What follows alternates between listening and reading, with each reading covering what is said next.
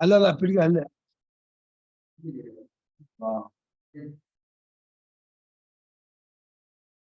ಸಾಕ್ಷೋ ಮಹಾರ್ಥಲ್ಲ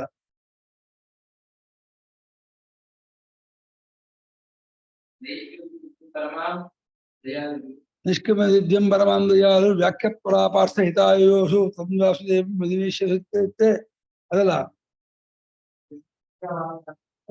ಅದು ಶ್ರುತಿಶಂಕರ ವಾಂಗ್ಮಾತ್ರ ಪ್ರದಾಯಕ ಈಶ್ವರೋನು ಗೃಹಾತೋ ಜ್ಞಾನಂ ನಿಷ್ಕರ್ಮ್ಯ ಸಿದ್ಧಿಕಂ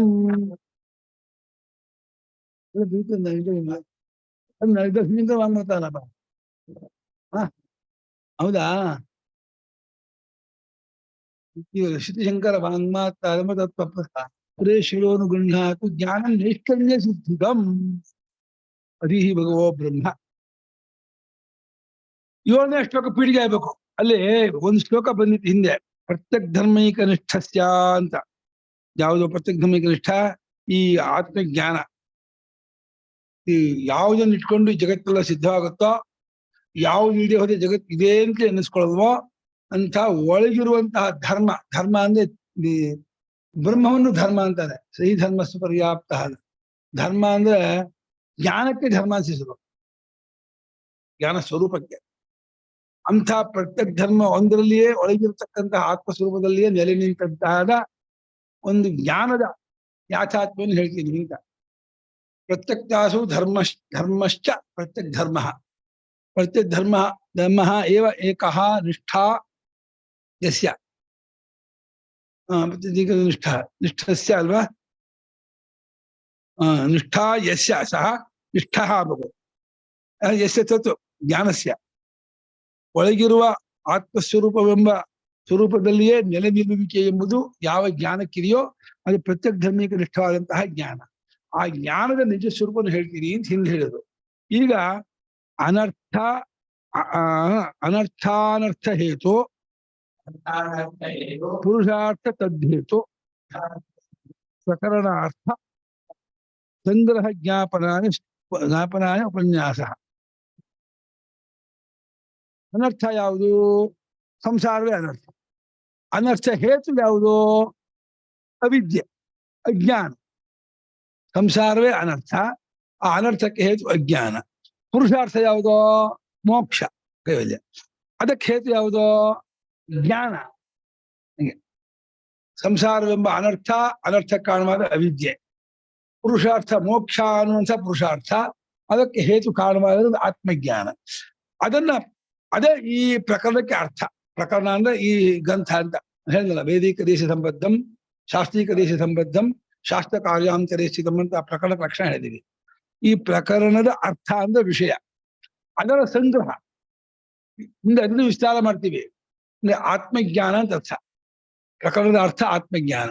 ಆತ್ಮಜ್ಞಾನದ ಒಂದು ಸಂಗ್ರಹವನ್ನ ತಿಳಿಸುವಂತಹ ಒಂದು ಇದು ಶ್ಲೋಕ. ಆ ಸಂಗ್ರಹವನ್ನ ಜ್ಞಾಪನ ನಿಮಗೆ ನೆನಪಿಗೆ ತಂದುಕೊಡುತ್ತೆ. ಎಷ್ಟು ಇಟ್ಕೊಂಡಿದ್ದಾರೆ ಅಂದ್ರೆ, ಸಂಸಾರ ಅನ್ನೋ ಅನರ್ಥ, ಅದಕ್ಕೆ ಅನರ್ಥ ಕಾರಣ ಅಜ್ಞಾನ. ಪುರುಷಾರ್ಥ ಮೋಕ್ಷ ಅನ್ನೋದು ಪುರುಷಾರ್ಥ, ಅದಕ್ಕೆ ಕಾರಣವಾದ ಆತ್ಮಜ್ಞಾನ. ಅದೇ ಈ ಪ್ರಕರಣಕ್ಕೆ ಅರ್ಥವಾದದ್ದು, ವಿಷಯವಾದದ್ದು. ಅದರ ಸಂಗ್ರಹ ಅಂದ್ರೆ ಅದನ್ನ ಸಂಕ್ಷಿಪ್ತವಾಗಿ ತಿಳಿಸುವಂತಹ ಆತ್ಮಜ್ಞಾನ. ಆ ಆತ್ಮಜ್ಞಾನವನ್ನ ಹೇಳ್ಬೇಕು. ಮುಂಚೆ ಅನರ್ಥಕ್ಕೆ ಹೇತುವನ್ನು ಹೇಳ್ತಾರೆ, ಆಮೇಲೆ ಪುರುಷಾರ್ಥಕ್ಕೆ ಹೇತು ಹೇಳ್ತಾರೆ. ಅದನ್ನು ಜ್ಞಾಪನಾಯನ ತಿಳಿಸಿಕೊಡುವುದಕ್ಕೋಸ್ಕರವಾಗಿ ಈ ಶ್ಲೋಕ ಬಂದಿದೆ. ನಾವಾಗ ಇವ್ರು ಏನ್ ಮಾಡ್ಬೇಕಾಯ್ತು ಅಂದ್ರೆ ಅನರ್ಥ ಹೇತು ಜ್ಞಾಪನಾಯ ಅಯಂ ಶ್ಲೋಕ, ಆಮೇಲೆ ಪುರುಷಾರ್ಥ ತದ್ದೇತು ಪ್ರಕರಣಾರ್ಥ ಸಂಗ್ರಹಾರ್ಥಂ ಅಯಂ ಶ್ಲೋಕ ಅಂತ ಹೊಡ್ಕೋಬೇಕಾಯ್ತು. ಎರಡೂ ಸೇರಿಸ್ಬಿಟ್ಟು ಒಟ್ಟಿಗೆ ಬಿಡಿಕೆ ಹಾಕ್ಬೇಕು. ಶ್ಲೋಕ ಏನು? ಐಕಾತ್ಮ್ಯ ಪ್ರತಿಪತ್ತಿರ್ಯಾ ಆತ್ಮಾನುಭವ ಸಂಶ್ರಯ ಸಾ ವಿದ್ಯಾ ಸಂಶ್ರುತೇರ್ಬೀಜಂ ಉನ್ನಾಶೋ ಮುಕ್ತಿರಾತ್ಮನಃ.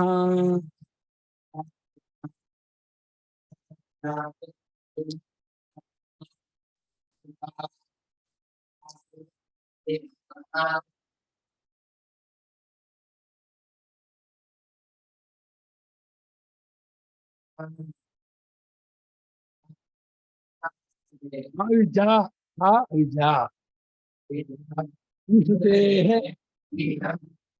ಸನ್ನಾಶಃ ಮುಕ್ತಿಃ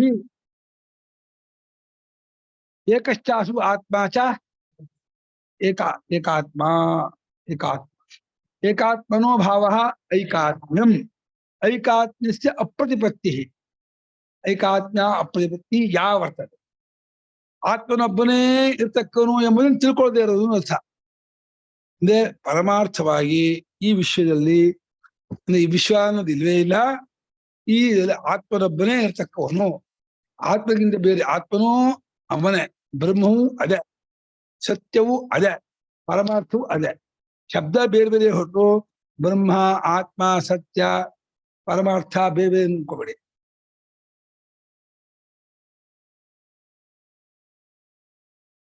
ಆತ್ಮನೊಬ್ಬನೇ ಇರ್ತಕ್ಕವನು ಎಂಬುದನ್ನು ತಿಳ್ಕೊಳ್ಳದೆ ಇರೋದು ಅನ್ನೋದೇನಿದೆ ಅದೇ ಅವಿದ್ಯೆ ಅಂದ್ರು. ಆತ್ಮನೊಬ್ಬನೇ ಇರ್ತಕ್ಕವನು ತಿಳ್ಕೊಳ್ಳದೆ ಇರೋದು ಏನಿದೆ ಅನ್ನುವಾಗ ಅದು ಎಲ್ಲಿದೆ, ಹೇಗಿದೆ ಅಂದ್ರೆ ಆತ್ಮಾನುಭವ ಸಂಶಯ ಅಂದ್ರು. ಅವರವರ ಅನುಭವವನ್ನು ಆಶ್ರಯಿಸ್ಕೊಂಡಿದೆ ಅಂತೆ. ಯಾವುದೋ ಅವಿದ್ಯೆ. ಇದು ಏನ್ ಹೇಳಿದಂಗಾಯ್ತು? ಪ್ರಮಾಣ ಸಿದ್ಧವಲ್ಲ ಅಂತ. ಪ್ರಮಾಣದಿಂದ ಸಿದ್ಧವಾಗಿ ಇವಾಗ ಘಟಪಟಾದಿ ವಸ್ತುಗಳು ಪ್ರಮಾಣ ಸಿದ್ಧ, ಚಿಕ್ಕದಾಗಿ ಪ್ರಮಾಣ ಸಿದ್ಧ. ಈ ಸಂಗೀತವಾಗಲಿ ಈ ಶಬ್ದ ಆಗಲಿ ಶ್ರೋತ ಪ್ರಮಾಣ ಸಿದ್ಧ. ಒಂದೊಂದು ವಿಷಯವೂ ಒಂದೊಂದು ಪ್ರಮಾಣದಿಂದ ಸಿದ್ಧವಾಗತ್ತೆ. ಹಾಗೆ ಸ್ವರ್ಗಾದಿ ವಿಚಾರ, ಪುಣ್ಯಪಾಪ ವಿಚಾರ ಕರ್ಮಕಾಂಡ ಶ್ರುತಿಯಿಂದ ಸಿದ್ಧವಾಗತ್ತೆ. ಬ್ರಹ್ಮಲೋಕಾಂತವಾದ ವಿಚಾರಗಳು ಉಪಾಸನಾಗಳ ಸಿದ್ಧವಾಗತ್ತೆ. ಆದರೆ ಆತ್ಮನ ಅರಿದೇ ಇರೋದು ಇದಿಲ್ಲ. ಇದು ನಮಗ್ ಗೊತ್ತೇ ಇಲ್ಲ. ಆತ್ಮನ ಅರಿದೇ ಇರೋದು ಒಂದು ಇದೆ ಅಂತ ನಮ್ಗೆ ಗೊತ್ತಿಲ್ಲ. ನಾವುಗಳೆಲ್ಲ ಏನ್ ಅನ್ಕೊಂಡಿದೀವಿ? ನಾವುಗಳೆಲ್ಲ ನಮ್ಮನ್ನ ತಿಳ್ಕೊಂಡಿದೀವಿ ಅಂತ ಅನ್ಕೊಂಡಿದೀವಿ. ನಾವುಗಳೆಲ್ಲ ಏನ್ ನಮ್ಮನ್ನು ತಿಳ್ಕೊಂಡಿದೀವಿ ಅಂತ ಅನ್ಕೊಂಡಿದೀವಿ. ಇದು ತಪ್ಪು ತಿಳುವಳಿಕೆ ಅಂತ ಹೇಳ್ತಾ ಇದ್ದಾರೆ ಶಾಸ್ತ್ರಕಾರರು. ನಮ್ಮನ್ನ ನಾವು ತಿಳ್ಕೊಂಡಿದೀವಲ್ಲ, ನಾನ್ ಮಂಜ, ನಾನ್ ಸುಮಂತ, ನಾನ್ ತೇಜು, ನಾನ್ ಮನೋಹರ, ನಾನ್ ಯಶು, ನಾನ್ ಸುದರ್ಶನ ಅಂತ, ಇದೆಲ್ಲ ತಪ್ಪು ತಿಳುವಳಿಕೆ ಅಂತ ಇದ್ದಾರೆ. ಹಾಗಾದ್ರೆ ನೀನ್ ಯಾರು ಗೊತ್ತೋದ್ರೆ ಗೊತ್ತಿಲ್ಲ. ಇದು ತಪ್ಪು ತಿಳುವಳಿಕೆ ಆಗಿದ್ದಾದ್ರೆ ನೀವು ಹೇಳ್ತಿರೋ ಹಾಗೆ ನನ್ನನ್ನು ತೇಜು ಅಂತ ತಿಳ್ಕೊಂಡಿರೋ ತಪ್ಪು ಅನ್ನೋದಾದ್ರೆ ಆಗ ನಂಗೆ ಸರಿಯಾದ ತಿಳುವಳಿಕೆ ಇಲ್ಲ, ನೀವು ಒಪ್ಕೊಳ್ಳೇಬೇಕು. ನಿಮ್ಗೆ ಸರಿಯಾದ ತಿಳುವಳಿಕೆ ಇಲ್ಲ ಅಂದ್ರೆ ನಿಮ್ಗೆ ಹೇಗೆ ಗೊತ್ತಾಯ್ತು? ಪ್ರತ್ಯಕ್ಷಕ್ಕೆ ಗೊತ್ತಾಯ್ತಾ? ಅನುಮಾನಕ್ಕೆ ಗೊತ್ತಾಯ್ತಾ? ಶಾಸ್ತ್ರದಿಂದ ಗೊತ್ತಾಯ್ತಾ? ಯುಕ್ತಿ ತರ್ಕದಿಂದ ಗೊತ್ತಾಯ್ತಾ? ಅರ್ಥಾಪತ್ತಿಯಿಂದ ಯಾವ್ದು ಗೊತ್ತಾಯ್ತು? ಅಷ್ಟೇ. ಆದ್ರೆ ಈ ವ್ಯಾಖ್ಯಾನಕಾರರು ವಿವರಣಾಚಾರ್ಯರು ಅವಿದ್ಯೆ ಇದೆ 6 ಪ್ರಮಾಣ ಇದೆ ಅಂತ ಹೇಳಿದ್ದಾರೆ. ಶ್ರುತಿ ಪ್ರಮಾಣ ಏನೋ ಸೋಹಂ ಮಂತ್ರವಿದೇವಾಸ್ತಿ ನಾ ಆತ್ಮವಿತು ಅಂತ ನಾರದರು ಹೇಳಿದ ಸನತ್ಕುಮಾರ್ ಅಂತ, ಅದು ಶ್ರುತಿ ಪ್ರಮಾಣದಿಂದ ವಿದ್ಯೆ ಇದೆ ಗೊತ್ತಾಗತ್ತೆ. ಪ್ರತ್ಯಕ್ಷದಿಂದಲೂ ಕೂಡ ಕಾಣುತ್ತಿರುವಂತಹ ಚಿದ್ಯಮಾನಿ ದಹ್ಯಮಾನಿ ದೇಹೆ ಅಹಮೇವ ಚಿದ್ಯೆ ದಹ್ಯೆ ಅನ್ಕೋತಾರಲ್ಲ, ಈ ಪ್ರತ್ಯಕ್ಷ ಪ್ರಮಾಣ ಗೊತ್ತಾಗದ್ದು ಅಂತ. ಅನುಮಾನ ಏನೋ, ನಾನು ದೇಹವನ್ನು ನಾನು ಅನ್ಕೊಂಡ ಹಾಗೇನೆಯೇ ತಪ್ಪಲಿಕೆ ಆಗಿರೋ ಹಾಗೇನೆ ಮನಸ್ಸು ತಿಳ್ಕೊಂಡಿರೋದು, ಬುದ್ಧಿ ಅಂತ ತಿಳ್ಕೊಂಡಿರೋದು, ಇದು ತಪ್ಪಲಿಕೆ ಅಂತ ಆಗಿರ್ಬೇಕು ಅಂತ ಅನುಮಾನ. ಉಪಮಾನ ಏನೋ, ನನ್ನ ಹಾಗೆ ಅವರು ಎಲ್ಲರೂ ಅನ್ಕೊಳ್ತಾರ, ಹೋಲಿಕೆ ಅವಮಾನ. ಅರ್ಥಾತ್ ಎಲ್ಲಾ ವ್ಯವಹಾರವು ಅವಿದ್ಯೆಯಿಂದ ಅಂತ ಹೇಳ್ತಾರೆ. ಆದರೆ ಶಂಕರಾಚಾರ್ಯ ಹೇಳ್ತಾರೆ, ಸುರೇಶ್ವರಾಚಾರ್ಯ ಹೇಳ್ತಾರೆ, ಈ ಪ್ರತ್ಯಕ್ಷಾದಿಗಳೇ ಅವಿದ್ಯೆ ಆದ್ಮೇಲೆ ತೋರುವಂಥವುಗಳು.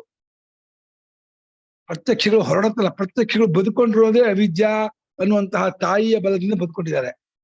ಅವಿದ್ಯಾ ಅನ್ನುವ ಮಾತೆ ಹೇಗೆ ತಾಯಿ ಮಕ್ಕಳಿಗೆ ಪೋಷಣೆ ಮಾಡ್ತಾಳೋ ಅನ್ನ ನೀರು ಕೊಟ್ಟು, ಅಲ್ಲಿ ಅವಿದ್ಯಾ ಅನ್ನುವ ತಾಯಿಯಿಂದ ಬದುಕೊಂಡಿದ್ದಾರೆ ಎಲ್ಲಾ ಪ್ರಮಾಣಗಳು.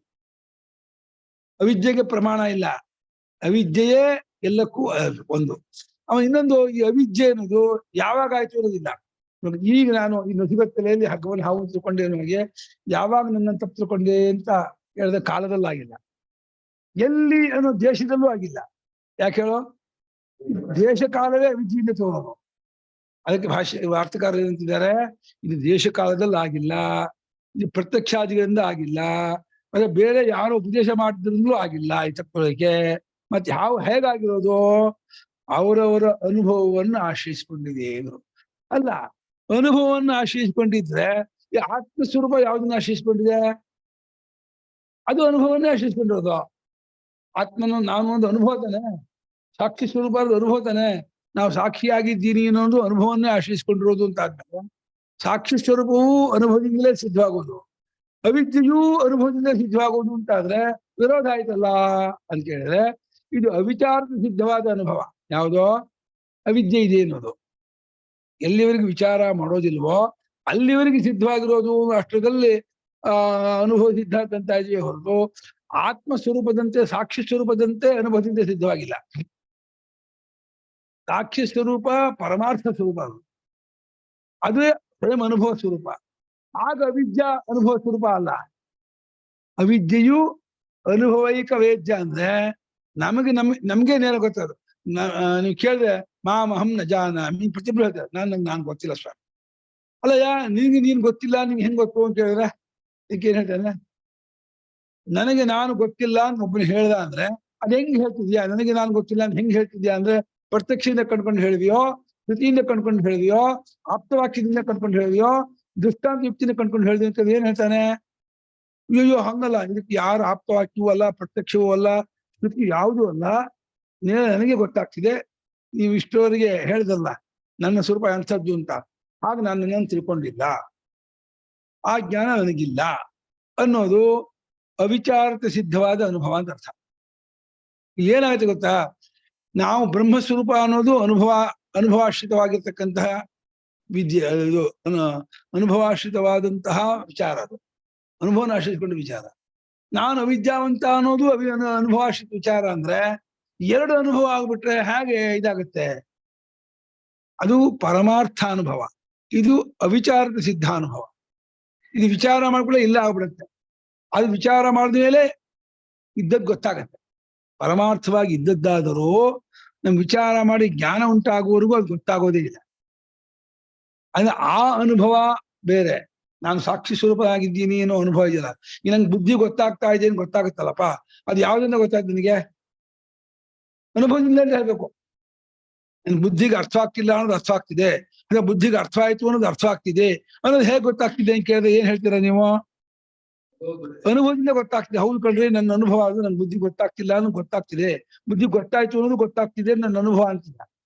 ಅದು ಅನುಭವ ಆಗ್ಬಿಟ್ಟು ಈ ಅವಿದ್ಯೆಯು ಅನುಭವನ ಆಶ್ರಯಿಸ್ಕೊಂಡದ್ದೇ ಅಂತ ಆದ್ರೆ ಎರಡು ಹೇಗೆ ವಿರುದ್ಧವಾದ ಅನುಭವನ ಆಶ್ರಯಿಸ್ಕೊಂಡಿರುತ್ತೆ ಅಲ್ವಾ? ಆ ಪ್ರಶ್ನೆ ಬರಲ್ವಾ? ಅವಿದ್ಯೆಯನ್ನು ಆಶ್ರಯಿಸ್ಕೊಂಡದ್ದು ನೀವು ಅಂದ್ಬಿಟ್ರೆ ಸ್ವಾತ್ಮ ಅನುಭವ ಸಂಶಯ, ಸಂಶಯ ಅಂದ್ರೆ ಆಶ್ರಯ, ಸಂಶಯ ಆಶ್ರಯ ಒಂದೇ ಅರ್ಥ, ಒಂದೇ ಅರ್ಥ. ಇದು ಅವಿಚಾರಿತವಾದ ಅನುಭವವನ್ನು ಆಶ್ರಯಿಸಿಕೊಂಡದ್ದು ಅಂತ ಅರ್ಥವೇ ಹೊರತು ನಿಜವಾದ ಅನುಭವನ ಆಶ್ರಯಿಸಿಕೊಂಡದ್ದು ಅಂತ ಅರ್ಥ ಅಲ್ಲ. ಯಾವುದೋ ಐಕಾತ್ಮವನ್ನು ತಿಳ್ಕೊಳ್ದೇ ಇರೋದು ಅನ್ನೋದು ಐಕಾತ್ಮಸ್ಯ ಅಪ್ರತಿಪತ್ತಿ, ಆತ್ಮನೊಬ್ಬನೇ ಇರ್ತಕ್ಕವನು, ಅವನೇ ಪರಮಾರ್ಥ, ಅದೊಂದೇ ಸತ್ಯ ಅನ್ನೋದನ್ನು ಅರಿದೇ ಇರೋದು ಅನ್ನೋದೊಂದು ಇದೆಯಲ್ಲ, ಇದು ಯಾವಾಗಲೂ ಬಂದದ್ದಲ್ಲ, ಎಲ್ಲಿಂದಲೋ ಬಂದದ್ದಲ್ಲ. ಎಲ್ಲಿಂದಲೋ ಅನ್ನೋದು ದೇಶ, ಯಾವಾಗಲೂ ಅನ್ನೋದು ಕಾಲ, ಬೇರೆ ಹೊರಗೆ ಯಾವುದೋ ನಿಮಿತ್ತದಿಂದ ಪ್ರಮಾಣಗಳಿಂದ ಬಂದದ್ದು ಅಲ್ಲ. ಯಾಕಂದ್ರೆ ಪ್ರಮಾಣ ವ್ಯಾಪಾರ ಪೂರ್ವಮೇವ ಸಿದ್ಧ, ಅದು ಅಷ್ಟೇ ಅಲ್ಲ, ಪ್ರಮಾಣಗಳು ಇದರಿಂದ ಸಿದ್ಧವಾಗೋದು. ನೀವು ಹೇಳೋದಂದ್ರೆ ಅವಿದ್ಯೆ ಆಶ್ರಯಿಸ್ಕೊಂಡಿರೋದು ಯಾವುದನ್ನ, ಪ್ರಮಾತೃವನ್ನ. ಪ್ರಮಾತೃ ಪ್ರಮಾಣಕ್ಕೆ ವಿಷಯನಾಗ್ತಾನ? ಪ್ರಮಾತೃ ಪ್ರಮಾಣಗಳನ್ನು ಬಳಸ್ತಾನೆ ಪ್ರಮೇಯಕ್ಕಾಗಿ, ಪ್ರಮೇಯಕ್ಕೆ ಪ್ರಮಾಣ ವಿಷಯವಾಗಲ್ಲ, ಪ್ರಮಾಣಕ್ಕೆ ಪ್ರಮಾತೃ ವಿಷಯವಾಗಲ್ಲ. ಪ್ರಮಾತೃನೇನು ನಾನು ಅನ್ನೋ ಬುಡದಲ್ಲೇ ಇದೆ ಅವಿದ್ಯೆ, ನಾನು ಅನ್ನೋದನ್ನ ಆಶ್ರಯಿಸ್ಕೊಂಡಿದೆ, ನಾನು ಅನ್ನೋದ್ರಲ್ಲಿ ತೋರ್ತಾ ಇದೆ ಅವಿದ್ಯೆ. ಈ ಅವಿದ್ಯೆ ನಾನು ಅನ್ನೋದಲ್ಲಿರ್ತಕ್ಕಂಥ ಪ್ರಮಾತೃ ವಿದ್ಯೆ ಪ್ರಮಾತೃವಿಗೆ ಪ್ರಮಾಣವೇ ಹೊರತು, ಅಂದ್ರೆ ಪ್ರಮಾತೃವಿನ ವ್ಯವಹಾರಕ್ಕೆ ಪ್ರಮಾಣವೇ ಹೊರತು ಪ್ರಮಾಣದಿಂದ ಪ್ರಮಾತೃತ್ವ ಸಿದ್ಧವಾಗಲ್ಲ.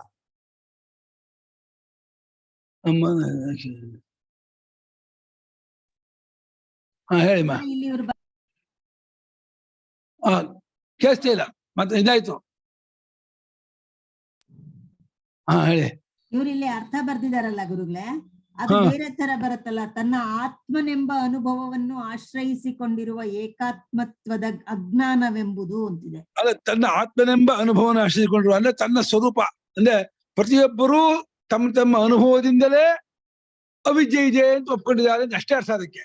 ತಮ್ಮ ಆತ್ಮನೆಂಬ ಅನುಭವವನ್ನು ಆಶ್ರಯಿಸಿಕೊಂಡಿರುವ ಅಂದ್ರೆ ಆತ್ಮನೆಂಬ ಅನುಭವದಲ್ಲಿಯೇ ಇದೆ ಅಂತ ಅಂದ್ರೆ ಆತ್ಮ ಸ್ವರೂಪದಲ್ಲೇ ಇದೆ ಅಂತ ಆಗ್ಬಿಡುತ್ತೆ. ಅದಕ್ಕೆ ಆ ತಪ್ಪರ್ಥ ಬರಬಾರ್ದು ಅನ್ನೋಕೆ ಈ ಪ್ರಶ್ನೆ ಹಾಕೋತಾ ಇದ್ದ. ಆತ್ಮನೆಂಬ ಅನುಭವವನ್ನು ಆಶ್ರಯಿಸಿಕೊಂಡಿದೆ ಅಂದ್ರೆ ಈ ಚೈತನ್ಯವೆಂಬುದು ಯಾವುದನ್ನು ಆಶ್ರಯಿಸಿಕೊಂಡಿದೆ? ಚೈತನ್ಯವೆಂಬುದಕ್ಕೆ ಏನು ಆತ್ಮನೇ ತಾನೆ. ಚೈತನ್ಯ ಏನನ್ನು ಆಶ್ರಯಿಸ್ಕೊಂಡೇ ಇಲ್ವಲ್ಲ, ಚೈತನ್ಯನೇ ಅನುಭವ ತಾನೆ. ಅಲ್ಲ, ಚೈತನ್ಯವಿದೆ ಅನ್ನೋದು ನಮ್ಗೆ ಅನುಭವ ಅಂತ ವೇದಾಂತ ಹೋದ್ಮೇಲೆ ಗೊತ್ತಾಗುತ್ತೆ. ಆ ಚೈತನ್ಯವಿದೆ ಅಂತ ಅನುಭವ ಅನ್ನೋದು ಅನುಭವದಿಂದ ಗೊತ್ತಾಗೋದು. ಚೈತನ್ಯವೇ ಅನುಭವ ಅಂತ ಹೇಗೆ ಗೊತ್ತಾಯ್ತು ನಿಮ್ಗೆ? ಚೈತನ್ಯವೇ ಅನುಭವ ಅನ್ನೋದು ಅನುಭವ ತಾನೆ ಪ್ರಮಾಣ. ನೀವು ಅನುಭವ ಪ್ರಮಾಣ ಅಂತ ಹೇಳ್ಬೇಕು ಅದನ್ನ. ಚೈತನ್ಯವೇ ಆತ್ಮ, ಚೈತನ್ಯವೇ ನಮ್ಮ ಸ್ವರೂಪ ಅನ್ನೋದನ್ನ ಹೇಗ್ ಹೇಳ್ತೀರಾ ಅಂದ್ರೆ ನಮ್ಮ ಅನುಭವ ಅಂತೀರಾ. ಅದು ಅನುಭವದಿಂದ ಸಿದ್ಧವಾದದ್ದು ಅಂತಾಗಿ ಈ ಅವಿದ್ಯೆಯು ಆತ್ಮನೆಂಬ ಅನುಭವವನ್ನು ಆಶ್ರಯಿಸಿಕೊಂಡಿದೆ ಅಂತ ಆಗ್ಬಿಟ್ರೆ ಆತ್ಮಸ್ವರೂಪದಲ್ಲಿ ಅವಿದ್ಯೆಯೂ ಇದೆ, ಆತ್ಮಸ್ವರೂಪದಲ್ಲಿ ಚೈತನ್ಯವೂ ಇದೆ ಅಂತಂದ್ರೆ ಸೂರ್ಯನಲ್ಲಿ ಕತ್ತಲೆಯೂ ಇದೆ, ಬೆಳಕು ಇದೆ ಅಂತ ಹೇಳ್ದಂಗಾಗುತ್ತೆ. ಹಾಗಲ್ಲ, ಈಗ ನೀವು ಎಚ್ಚರದಲ್ಲಿ ಕನಸಿನ ಸ್ಮೃತಿ ಅಥವಾ ಸ್ಮೃತಿ ಅಲ್ಲ, ಅದು ನಿಜ. ಆದ್ರೆ ಸ್ಮೃತಿ ಒಪ್ಕೊಂಡ್ರೆ ಅಕ್ಸೆಪ್ಟ್ ಅರ್ಧ ಮಾಡ್ಕೊಂಡ್ರೆ ಏನ್ ಹೇಳ್ತೀವಿ ಅದನ್ನ ಹೇಳುವಾಗ ಸುಷುಪ್ತಿನಲ್ಲಿ ಈ ಪ್ರಮಾತೃ ಇರ್ಲಿಲ್ಲ, ಆದ್ರೆ ಅನುಭವವೇ ಈ ಸ್ಮೃತಿ ಅನ್ನೋ ರೂಪದಲ್ಲಿ ತೋರ್ಕೊಳ್ತು, ಅನುಭವವೇ ಸಾಕ್ಷಿಯಾಗಿ ಅರ್ತು ಅಂತ ಹೇಳಲ್ವಾ? ಹೌದು, ಅರ್ಥದಲ್ಲಿ ಇಲ್ಲಿ ತಗೋಬಾರ್ದಾ? ಅಲ್ಲ, ಅನುಭವವೇ ಪ್ರಮಾತೃ ವೇಷದಿಂದ ಸ್ಮರಣೆ ಮಾಡ್ಕೊಳ್ತಾ ಇದೆ ಅಂತ ಒಂದು ಹೇಳ್ತೀವಿ, ಸ್ವಪ್ನವನ್ನು ಸುಷುಪ್ತಿಯನ್ನು.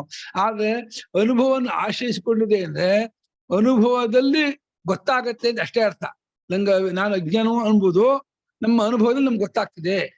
ನಾನು ಅಜ್ಞನು ಅನ್ನೋದು ನೀವು ಹೇಳುವ ಹಾಗೆ ನಾನು ಬ್ರಹ್ಮ ನನ್ಗೆ ಗೊತ್ತಿಲ್ಲ ಸ್ವಾಮಿ, ನನಗೆ ಬ್ರಹ್ಮ ಗೊತ್ತಿಲ್ಲ ಅಂತ ಹೆಂಗ್ ಗೊತ್ತು ಅಂತ ಕೇಳಿದ್ರೆ ಏನ್ ಹೇಳ್ತೀರಾ ನೀವು? ನೀವು ಹೇಳುವ ಹಾಗೆ ನನಗೆ ಬ್ರಹ್ಮ ಅನ್ನೋದು ಗೊತ್ತಿಲ್ಲ ಅದು ಹೇಗೆ ಗೊತ್ತಾಯ್ತು ಅಂತ ಕೇಳಿದ್ರೆ ಏನ್ ಹೇಳ್ತೀರಾ? ಅದು ಅನುಭವದಲ್ಲೇ ಗೊತ್ತಾಯ್ತು ಅಂತ ಹೇಳ್ಬೇಕು.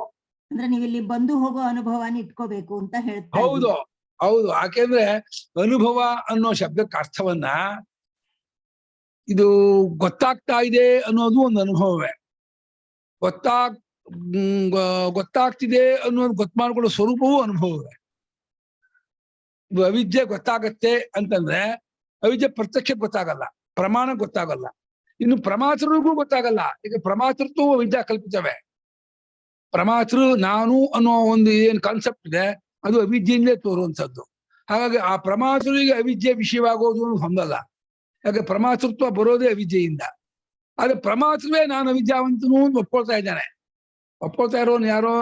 ಹೌದು, ನೀವು ಹೇಳ್ತಾ ಇರೋ ಹಾಗೆ ನನ್ನನ್ನು ನಾನು ತಿಳ್ಕೊಂಡಿಲ್ಲ ಅನ್ನೋದು ಹೌದು, ಪ್ರಮಾತೃ ಹೇಳ್ತಾನೆ. ಪ್ರಮಾತೃವು ಶಾಸ್ತ್ರವಾಕ್ಯವನ್ನ ಕೇಳಿ ನಾನು ಸಚ್ಚಿದಾನಂದ ಸ್ವರೂಪದವನು ಅಂತ ನೀವು ಹೇಳೋದಾದ್ರೆ ನಂಗೆ ಆ ರೀತಿಯ ಅನುಭವ ಇಲ್ಲ, ಆ ರೀತಿ ಜ್ಞಾನವಿಲ್ಲ ಅಂತ ಅವನೇ ಇನ್ನು ಹೇಳ್ತಾನೆ. ಈಗ ಪ್ರಮಾತೃ ತಾನೆ ವಾಕ್ಯ ಶ್ರವಣ ಮಾಡುವವನು. ವಾಕ್ಯ ಶ್ರವಣ ಮಾಡ್ತಿರೋರು ಯಾರೋ? ಪ್ರಮಾತೃ. ಅವನು ವೇದಾಂತ ತತ್ವಮಸಿ ವಾಕ್ಯ ಶ್ರವಣ ಮಾಡ್ತಾನೆ, ಅಹಂ ಬ್ರಹ್ಮಾತ್ಮ ವಾಕ್ಯ ಶ್ರವಣ ಮಾಡ್ತಾನೆ.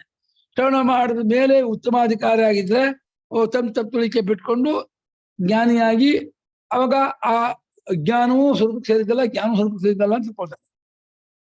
ಅದು ಗೊತ್ತಾಗ್ಲಿಲ್ಲ ಅಂತ ಆದ್ರೆ ಅಹಂ ಬ್ರಹ್ಮಾತ್ಮ ವಾಕ್ಯ ಕೇಳಿದ್ಮೇಲೂ ತತ್ವಮಸಿ ವಾಕ್ಯ ಕೇಳಿದ್ಮೇಲೂ ಗೊತ್ತಾಗ್ಲಿಲ್ಲ ಅಂತ ಆದ್ರೆ ಗೊತ್ತಾಗ್ಲಿಲ್ಲ ಅನ್ನೋದು ಗೊತ್ತಾಗ್ತಾ ಇರತ್ತೆ.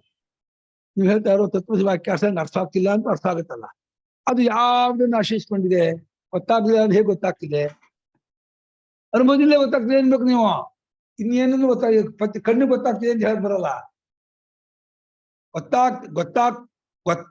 ಗೊತ್ತಾಗಿಲ್ಲ ಅನ್ನೋದು ಗೊತ್ತಾಗ್ತಿದೆ ಅಂತ ಹೇಳುವಾಗ ಗೊತ್ತಾಗಿಲ್ಲ ಅಂತ ಹೇಳೋದಕ್ಕೆ ಅನುಭವವೇ ನೀವು ಆಧಾರ, ಅದಕ್ಕೆ ಪ್ರಮಾಣ ಅಂತ ಹೇಳ್ಬೇಕಾಗತ್ತೆ. ಆದ್ರೆ ಈ ಅನುಭವ ಅನ್ನುವಾಗ ನಾವು ಹೇಳುವಾಗ ಆತ್ಮ ಸ್ವರೂಪದ ಅನುಭವ ಅಲ್ಲ, ಆತ್ಮ ಸ್ವರೂಪ ಅನುಭವ ಅನ್ನೋದು ಗೊತ್ತಾಗತ್ತೆ ಅನ್ನೋದೇ ಇಲ್ಲ. ಯಾಕಂದ್ರೆ ಅದೇ ಎಲ್ಲವೂ ಅದು ಗೊತ್ತಾಗಿರುವ ಆತ್ಮಸ್ವರೂಪ ಗೊತ್ತಾಗತ್ತೆ ಅನ್ನೋದು ಅಧ್ಯಾರೂಪವೇ ಹೊರತು ನಿಜವಾಗಿ ಅದು ಗೊತ್ತಾಗತ್ತೆ ಹೊಂದಲ್ಲ. ಅದು ಅವಿದ್ಯೆ ಗೊತ್ತಾಗತ್ತೆ ಅಂತ ಒಪ್ಕೊಳ್ತೀವಿ ನಾವು. ಹೌದು, ನೀ ಹೇಳ ಹಾಗೆ ನಾನು ಸಚ್ಚಿದಾನಂದ ಸ್ವರೂಪದವನು ನನ್ಗೆ ಗೊತ್ತಿಲ್ಲ ಅಂತ ಗೊತ್ತಾಗ್ತಿದೆ. ಅವಿದ್ಯೆ ವಿಷಯವಾಗತ್ತೆ ಯಾವುದಕ್ಕೆ? ಅನುಭವಕ್ಕೆ ಅಥವಾ ಚೈತನ್ಯಕ್ಕೆ ಅವಿದ್ಯೆ ವಿಷಯವಾಗತ್ತೆ ನಾವು ಒಪ್ಕೊಳ್ತೀವಿ. ಅದೊಂದು ಅಧ್ಯಾರೋಪ. ಯಾಕೆಂದ್ರೆ ಅವಿದ್ಯೆ ಇದೆ ಅಂತ ಇಟ್ಕೊಂಡಾಗ ಅದು ನಂಗೆ ಇದೇ ಅನುಭವಿಸ್ತಾ ಇದ್ದೀನಿ ಅಂದ್ಕೊಂಡಾಗ ಅದು ಚೈತನ್ಯ ವಿಷಯವಾಗಿ ತೋರ್ತಾ ಇದೆ ಅಂತ ಒಪ್ಕೋಬೇಕು. ಈಗ ಇಲ್ಲದೇ ಇರುವ ಚೈತನ್ಯ ಹೆಂಗೆ ಇಲ್ಲದೇ ಇರುವ ಅವಿದ್ಯೆ ಚೈತನ್ಯಕ್ಕೆ ಹೆಂಗ್ ವಿಷಯವಾಯ್ತು ಅಂತ ತರ್ಕ ಮಾಡಬೇಡಿ. ಇಲ್ಲದೇ ಇರೋ ತಾನೆ ಅವಿದ್ಯೆ ವಸ್ತುತಃ. ಅದೇ ಕೇಳಕ್ ಹೋಗಿದ್ದೆ, ಅಭಾವ ಹೆಂಗೆ ವಿಷಯ ಆಗತ್ತೆ ಅಂತ ಕೇಳಕ್ ಹೋಗಿದ್ದೆ. ಗೊತ್ತಾಯ್ತು. ನಂಗೆ ಅನ್ಸ್ತೀವಿ ಅಂತ ಕೇಳ್ತೀರಾ ಅಂತ. ಈ ಅವಿದ್ಯೆಯು ಇಲ್ಲದೆ ಇದ್ದದ್ದಾದ್ಮೇಲೆ ಅದ್ ಹೆಂಗ್ ವಿಷಯವಾಗುತ್ತೆ ಅನ್ನೋದು ವಿಚಾರದ ಕೊನೆಯಲ್ಲಿ ಅವಿದ್ಯೆ ಇಲ್ಲ ಅಂತ ಗೊತ್ತಾದ್ಮೇಲೆ ಗೊತ್ತಾಗುವಂಥದ್ದು. ಆದ್ರೆ ಅಲ್ಲಿವರೆಗೆ ಅವಿದ್ಯೆ ಇಲ್ಲ ಅಂತ ಗೊತ್ತಾಗದೇ ಇದ್ದಾಗ, ಅವಿದ್ಯೆ ಅನ್ನೋದೇ ನನಗಿಲ್ಲ ನನ್ಗೆ ಗೊತ್ತಾಗದೇ ಇದ್ದಾಗ, ಅಂದ್ರೆ ಅವಿದ್ಯೆ ಇದೆ ಅಂತ ಅಂದ್ಕೊಂಡವನಾದಾಗ ಅದನ್ನ ಆತ್ಮನಿಗೆ ಗೊತ್ತಾಗತ್ತೆ ಅಂತ ಧರ್ಮ ಮಾಡ್ಬೇಕು. ಇನ್ ಯಾವ್ದಕ್ಕೂ ಅದನ್ನ ಹಾಕೋಕ್ಕಾಗಲ್ಲ. ಅಂದ್ರೆ ಉಳಿದಿರೋ ಒಬ್ಬನೇ. ಪ್ರಮಾಸನೂ ಗೊತ್ತಾಗಲ್ಲ, ಪ್ರಮಾಣಕ್ಕಂತೂ ಇನ್ನೂ ಮುಂಚೆ ಗೊತ್ತಾಗಲ್ಲ, ಪ್ರಮೇಯಕ್ಕಂತೂ ಸಾಧ್ಯವೇ ಇಲ್ಲ. ಇರೋದೇ ನಮ್ಗೆ ಮೂರು: ಪ್ರಮಾತೃ, ಪ್ರಮಾಣ, ಪ್ರಮೇಯ. ಈ ಪ್ರಮಾತೃ, ಪ್ರಮಾಣ, ಪ್ರಮೇಯದಲ್ಲಿ ಅವಿದ್ಯೆ ಪ್ರಮೇಯಕ್ಕಂತೂ ಅಲ್ಲ, ಪ್ರಮಾಣಕ್ಕೂ ಅಲ್ಲ. ಪ್ರಮಾತೃವೇ ಅವಿದ್ಯಾವಂತನು ಅಂತ ತೋರ್ತಾ ಇದ್ದಾನೆ. ಪ್ರಮಾತೃ ಅವಿದ್ಯಾವಂತನು ಅಂತಂದ್ರೆ ಪ್ರಮಾತೃತ್ವ ಅವಿದ್ಯೆಯು ಒಟ್ಟಿಗೆ ಬಂತು ಅನ್ನೋ ಅರ್ಥದಲ್ಲಿ ಹೇಳ್ತಿದ್ದೀರೋ, ಅಥವಾ ಪ್ರಮಾತೃತ್ವವು ಅವಿದ್ಯಾ ಕಲ್ಪಿತ ಅನ್ನೋ ಅರ್ಥದಲ್ಲಿ ಹೇಳ್ತಾ ಇದ್ದೀರೋ, ಅಥವಾ ಪ್ರಮಾತೃತ್ವ ಆದ್ಮೇಲೆ ವಿದ್ಯೆ ಬಂತು ಅಂತ ಹೇಳ್ತಿರೋ? ಪ್ರಮಾತೃತ್ವ ಅವಿದ್ಯಾ ಕಲ್ಪಿತ ಆಗುತ್ತೆ. ಅದಕ್ಕೆ ಜೀವತ್ವವು ಅವಿದ್ಯೆಯು ಒಟ್ಟಿಗೆ ಸಿದ್ಧವಾಗಿರೋದು. ಅವಿದ್ಯೆಯಿಂದ ಜೀವತ್ವ, ಜೀವತ್ವದಿಂದ ಅವಿದ್ಯೆ. ನಿಜವಾಗಿ ಅನ್ಯೋನ್ಯಾಶ್ರಯ ಎರಡೂ ಇಲ್ಲ. ಅವಿದ್ಯೆಯೂ ಇಲ್ಲ, ಜೀವತ್ವವೂ ಇಲ್ಲ. ಅದು ಆ ಅವಿದ್ಯೆಯನ್ನು ಬೆಳಗುತ್ತಿರುವ ಸಾಕ್ಷಿ ಸ್ವರೂಪ ಗೊತ್ತಾಗುತ್ತಲೇ ಜೀವತ್ವವು ಹೊರಟೋಗುತ್ತೆ, ಅವಿದ್ಯೆಯು ಹೊರಟೋಗುತ್ತೆ. ಆ ಅರ್ಥದಲ್ಲಿ ಅವರು ನಿಮ್ಮಗಳ ಅನುಭವವನ್ನು ಆಶ್ರಯಿಸಿಕೊಂಡಿದೆ ಕಣಪ್ಪ ಅಂತ ಒಂದು ಹಂತದ ಉಪದೇಶ ಇದು. ಪರಮಾರ್ಥ ಸತ್ಯ ಉಪದೇಶ ಅಲ್ಲ, ತುದಿಯ ಉಪದೇಶ, ಅಲ್ಟಿಮೇಟ್ ಸತ್ಯ ಅಲ್ಲ. ಅನುಭವನ ಆಶ್ರಯಿಸ್ಕೊಂಡಿದೆ ಅನ್ನೋದು. ಅದಕ್ಕೆ ಅವಿಚಾರದ ಸಿದ್ಧ ಅನುಭವನ ಆಶ್ರಯಿಸ್ಕೊಂಡಿದೆ ನಾನು ಸೇರಿಸಿದೆ. ವಿಚಾರ ಮಾಡದೆ ಇರುವಾಗ ತೋರುತ್ತಿರುವ ಅನುಭವವನ್ನ ಆಶ್ರಯಿಸಿಕೊಂಡು ಈ ಐಕಾತ್ಮ್ಯದ ಅಪ್ರತಿಪತ್ತಿ ಎಂಬುದು ನಮಗೆ ಗೊತ್ತಾಗುತ್ತಿದೆ. ಇಲ್ಲಿ ಅಜ್ಞಾನವನ್ನೇ ಪ್ರಧಾನ ಮಾಡ್ತಿದ್ದಾರೆ ಇವರು. ತಪ್ಪಲಿಕ್ಕೆ ತಗೊಳ್ತಿಲ್ಲ, ಮಿಥ್ಯಾಜ್ಞಾನ ತಗೊಳ್ತಿಲ್ಲ. ಮಿಥ್ಯಾಜ್ಞಾನಕ್ಕೂ ಈ ಅಜ್ಞಾನವೇ ಕಾರಣ ಅಂತಾರೆ. ಯಾಕೆ ತಪ್ಪು ತಿಳ್ಕೊಂಡ? ಗೊತ್ತಿಲ್ಲ. ಗೊತ್ತಿದ್ದೆ ತಪ್ಪು ತಿಳ್ಕೊಳ್ತಿದ್ನ? ಗೊತ್ತಿಲ್ಲ ಆದ್ರಿಂದ ತಪ್ಪು ತಿಳ್ಕೊಂಡ ಅಂತ. ಅದನ್ನ ಗೊತ್ತಿಲ್ಲ ಅನ್ನೋದು ಮೊದಲು, ತಪ್ಪು ತಿಳ್ಕೊಂಡ ಅನ್ನೋದು ಆಮೇಲೆ. ಅನ್ನ ತಪ್ಪು ತಿಳ್ಕೊಳ್ಬೇಕು ಕಾರಣ ಯಾವುದೋ? ಅವಿದ್ಯೆ, ಅಜ್ಞಾನ. ಇಲ್ಲಿ ಕಾರಣ ಅಂದ್ರೆ ಉಪಾದಾನ ಕಾರಣ ಅಲ್ಲ, ಪ್ರತಿಪತ್ತಿ ಕ್ರಮದಲ್ಲಿ ಪೂರ್ವಾಪರ ಕಾರಣ, ನಿಮಿತ್ತ ನಿಮಿತ್ತಿಕ ಅಂತ ಹೇಳ್ಬೋದು. ಅಜ್ಞಾನವಿದ್ದದ್ದರ ನಿಮಿತ್ತದಿಂದ ತಪ್ಪಾಗಿ ತಿಳ್ಕೊಂಡ ಅನ್ಬೇಕಾದ್ರೆ ಹೇಳ್ಬೋದು. ಜ್ವರವಿದ್ದದ್ದರಿಂದ ಆ ಹಣೆ ನೆತ್ತಿ ಸುಡ್ತಾ ಇದೆ ಅಂತಂದ್ರೆ, ಸುಡ್ತಾ ಇರೋದ್ರಿಂದ ಜ್ವರ ಇದೆಯೋ, ಜ್ವರ ಇದ್ದಿದ್ದರಿಂದ ಸುಡ್ತಾ ಇದೆಯೋ? ಯಾಕೆ ಹಣೆ ಸುಡ್ತಾ ಇದೆ, ಹಣೆಯಲ್ಲಿ ಹಣೆಯಲ್ಲಿ ಸುಡ್ತಾ ಇರೋದ್ರಿಂದ ಜ್ವರವಿದೆ ಅಂತಂದ್ರೆ, ಸುಡೋದ್ ಮುಂಚೆ ಜ್ವರ ಆಮೇಲೆ, ಜ್ವರ ಮುಂಚೆ ಆಮೇಲೆ ಸುಡೋದ? ಜ್ವರ ಇದ್ದಾಗ ಸುಡತ್ತೋ, ಸುಡ್ತಾ ಇರೋದ್ರಿಂದ ಜ್ವರ ತೀರ್ಮಾನ ಆಗುತ್ತೋ? ಸುಡೋದ್ ಮುಂಚೆ ಆಗುತ್ತೆ, ಆಮೇಲೆ ಜ್ವರ. ಎಲ್ಲಪ್ಪ, ಜ್ವರ ಬಂದವನಿಗೆ ಸುಡೋದು ತಗೋದು. ಸುಡೋದು ಇಟ್ಕೊಂಡೆ ಜ್ವರವನ್ನು ನಾವು ಊಹೆ ಮಾಡೋದು. ಯಾಕೋ ನಾನು ತುಂಬಾ ಸುಡ್ತಾ ಇದೆ, ಯಾಕೋ ನಿನ್ ಜ್ವರ ಬಂದಿದೆ. ಜ್ವರ ಒಳಗಿಂದು, ಹಣೆ ಸುಡ್ತಾ ಇರೋದು ಹೊರಗಿಂದು. ಒಳಗೆ ಏನೋ ಇನ್ಫೆಕ್ಷನ್ ಇದೆ, ಒಳಗೆ ಏನೋ ತೊಂದರೆ ಇದೆ ಅಂತ ಆಮೇಲೆ ಊಹೆ ಮಾಡ್ತೀವಿ. ಆದ್ರೆ ನಾವು ಒಟ್ಟಿಗೆ ಸಿದ್ಧ ಮಾಡ್ತೀವಿ, ಸುಡ್ತಾ ಇರೋದ್ರಿಂದ ಜ್ವರ ಇದೆ, ಜ್ವರ್ತಾ ಇರೋದ್ರಿಂದ ಸುಡ್ತಾ ಇದೆ ಅಂತ.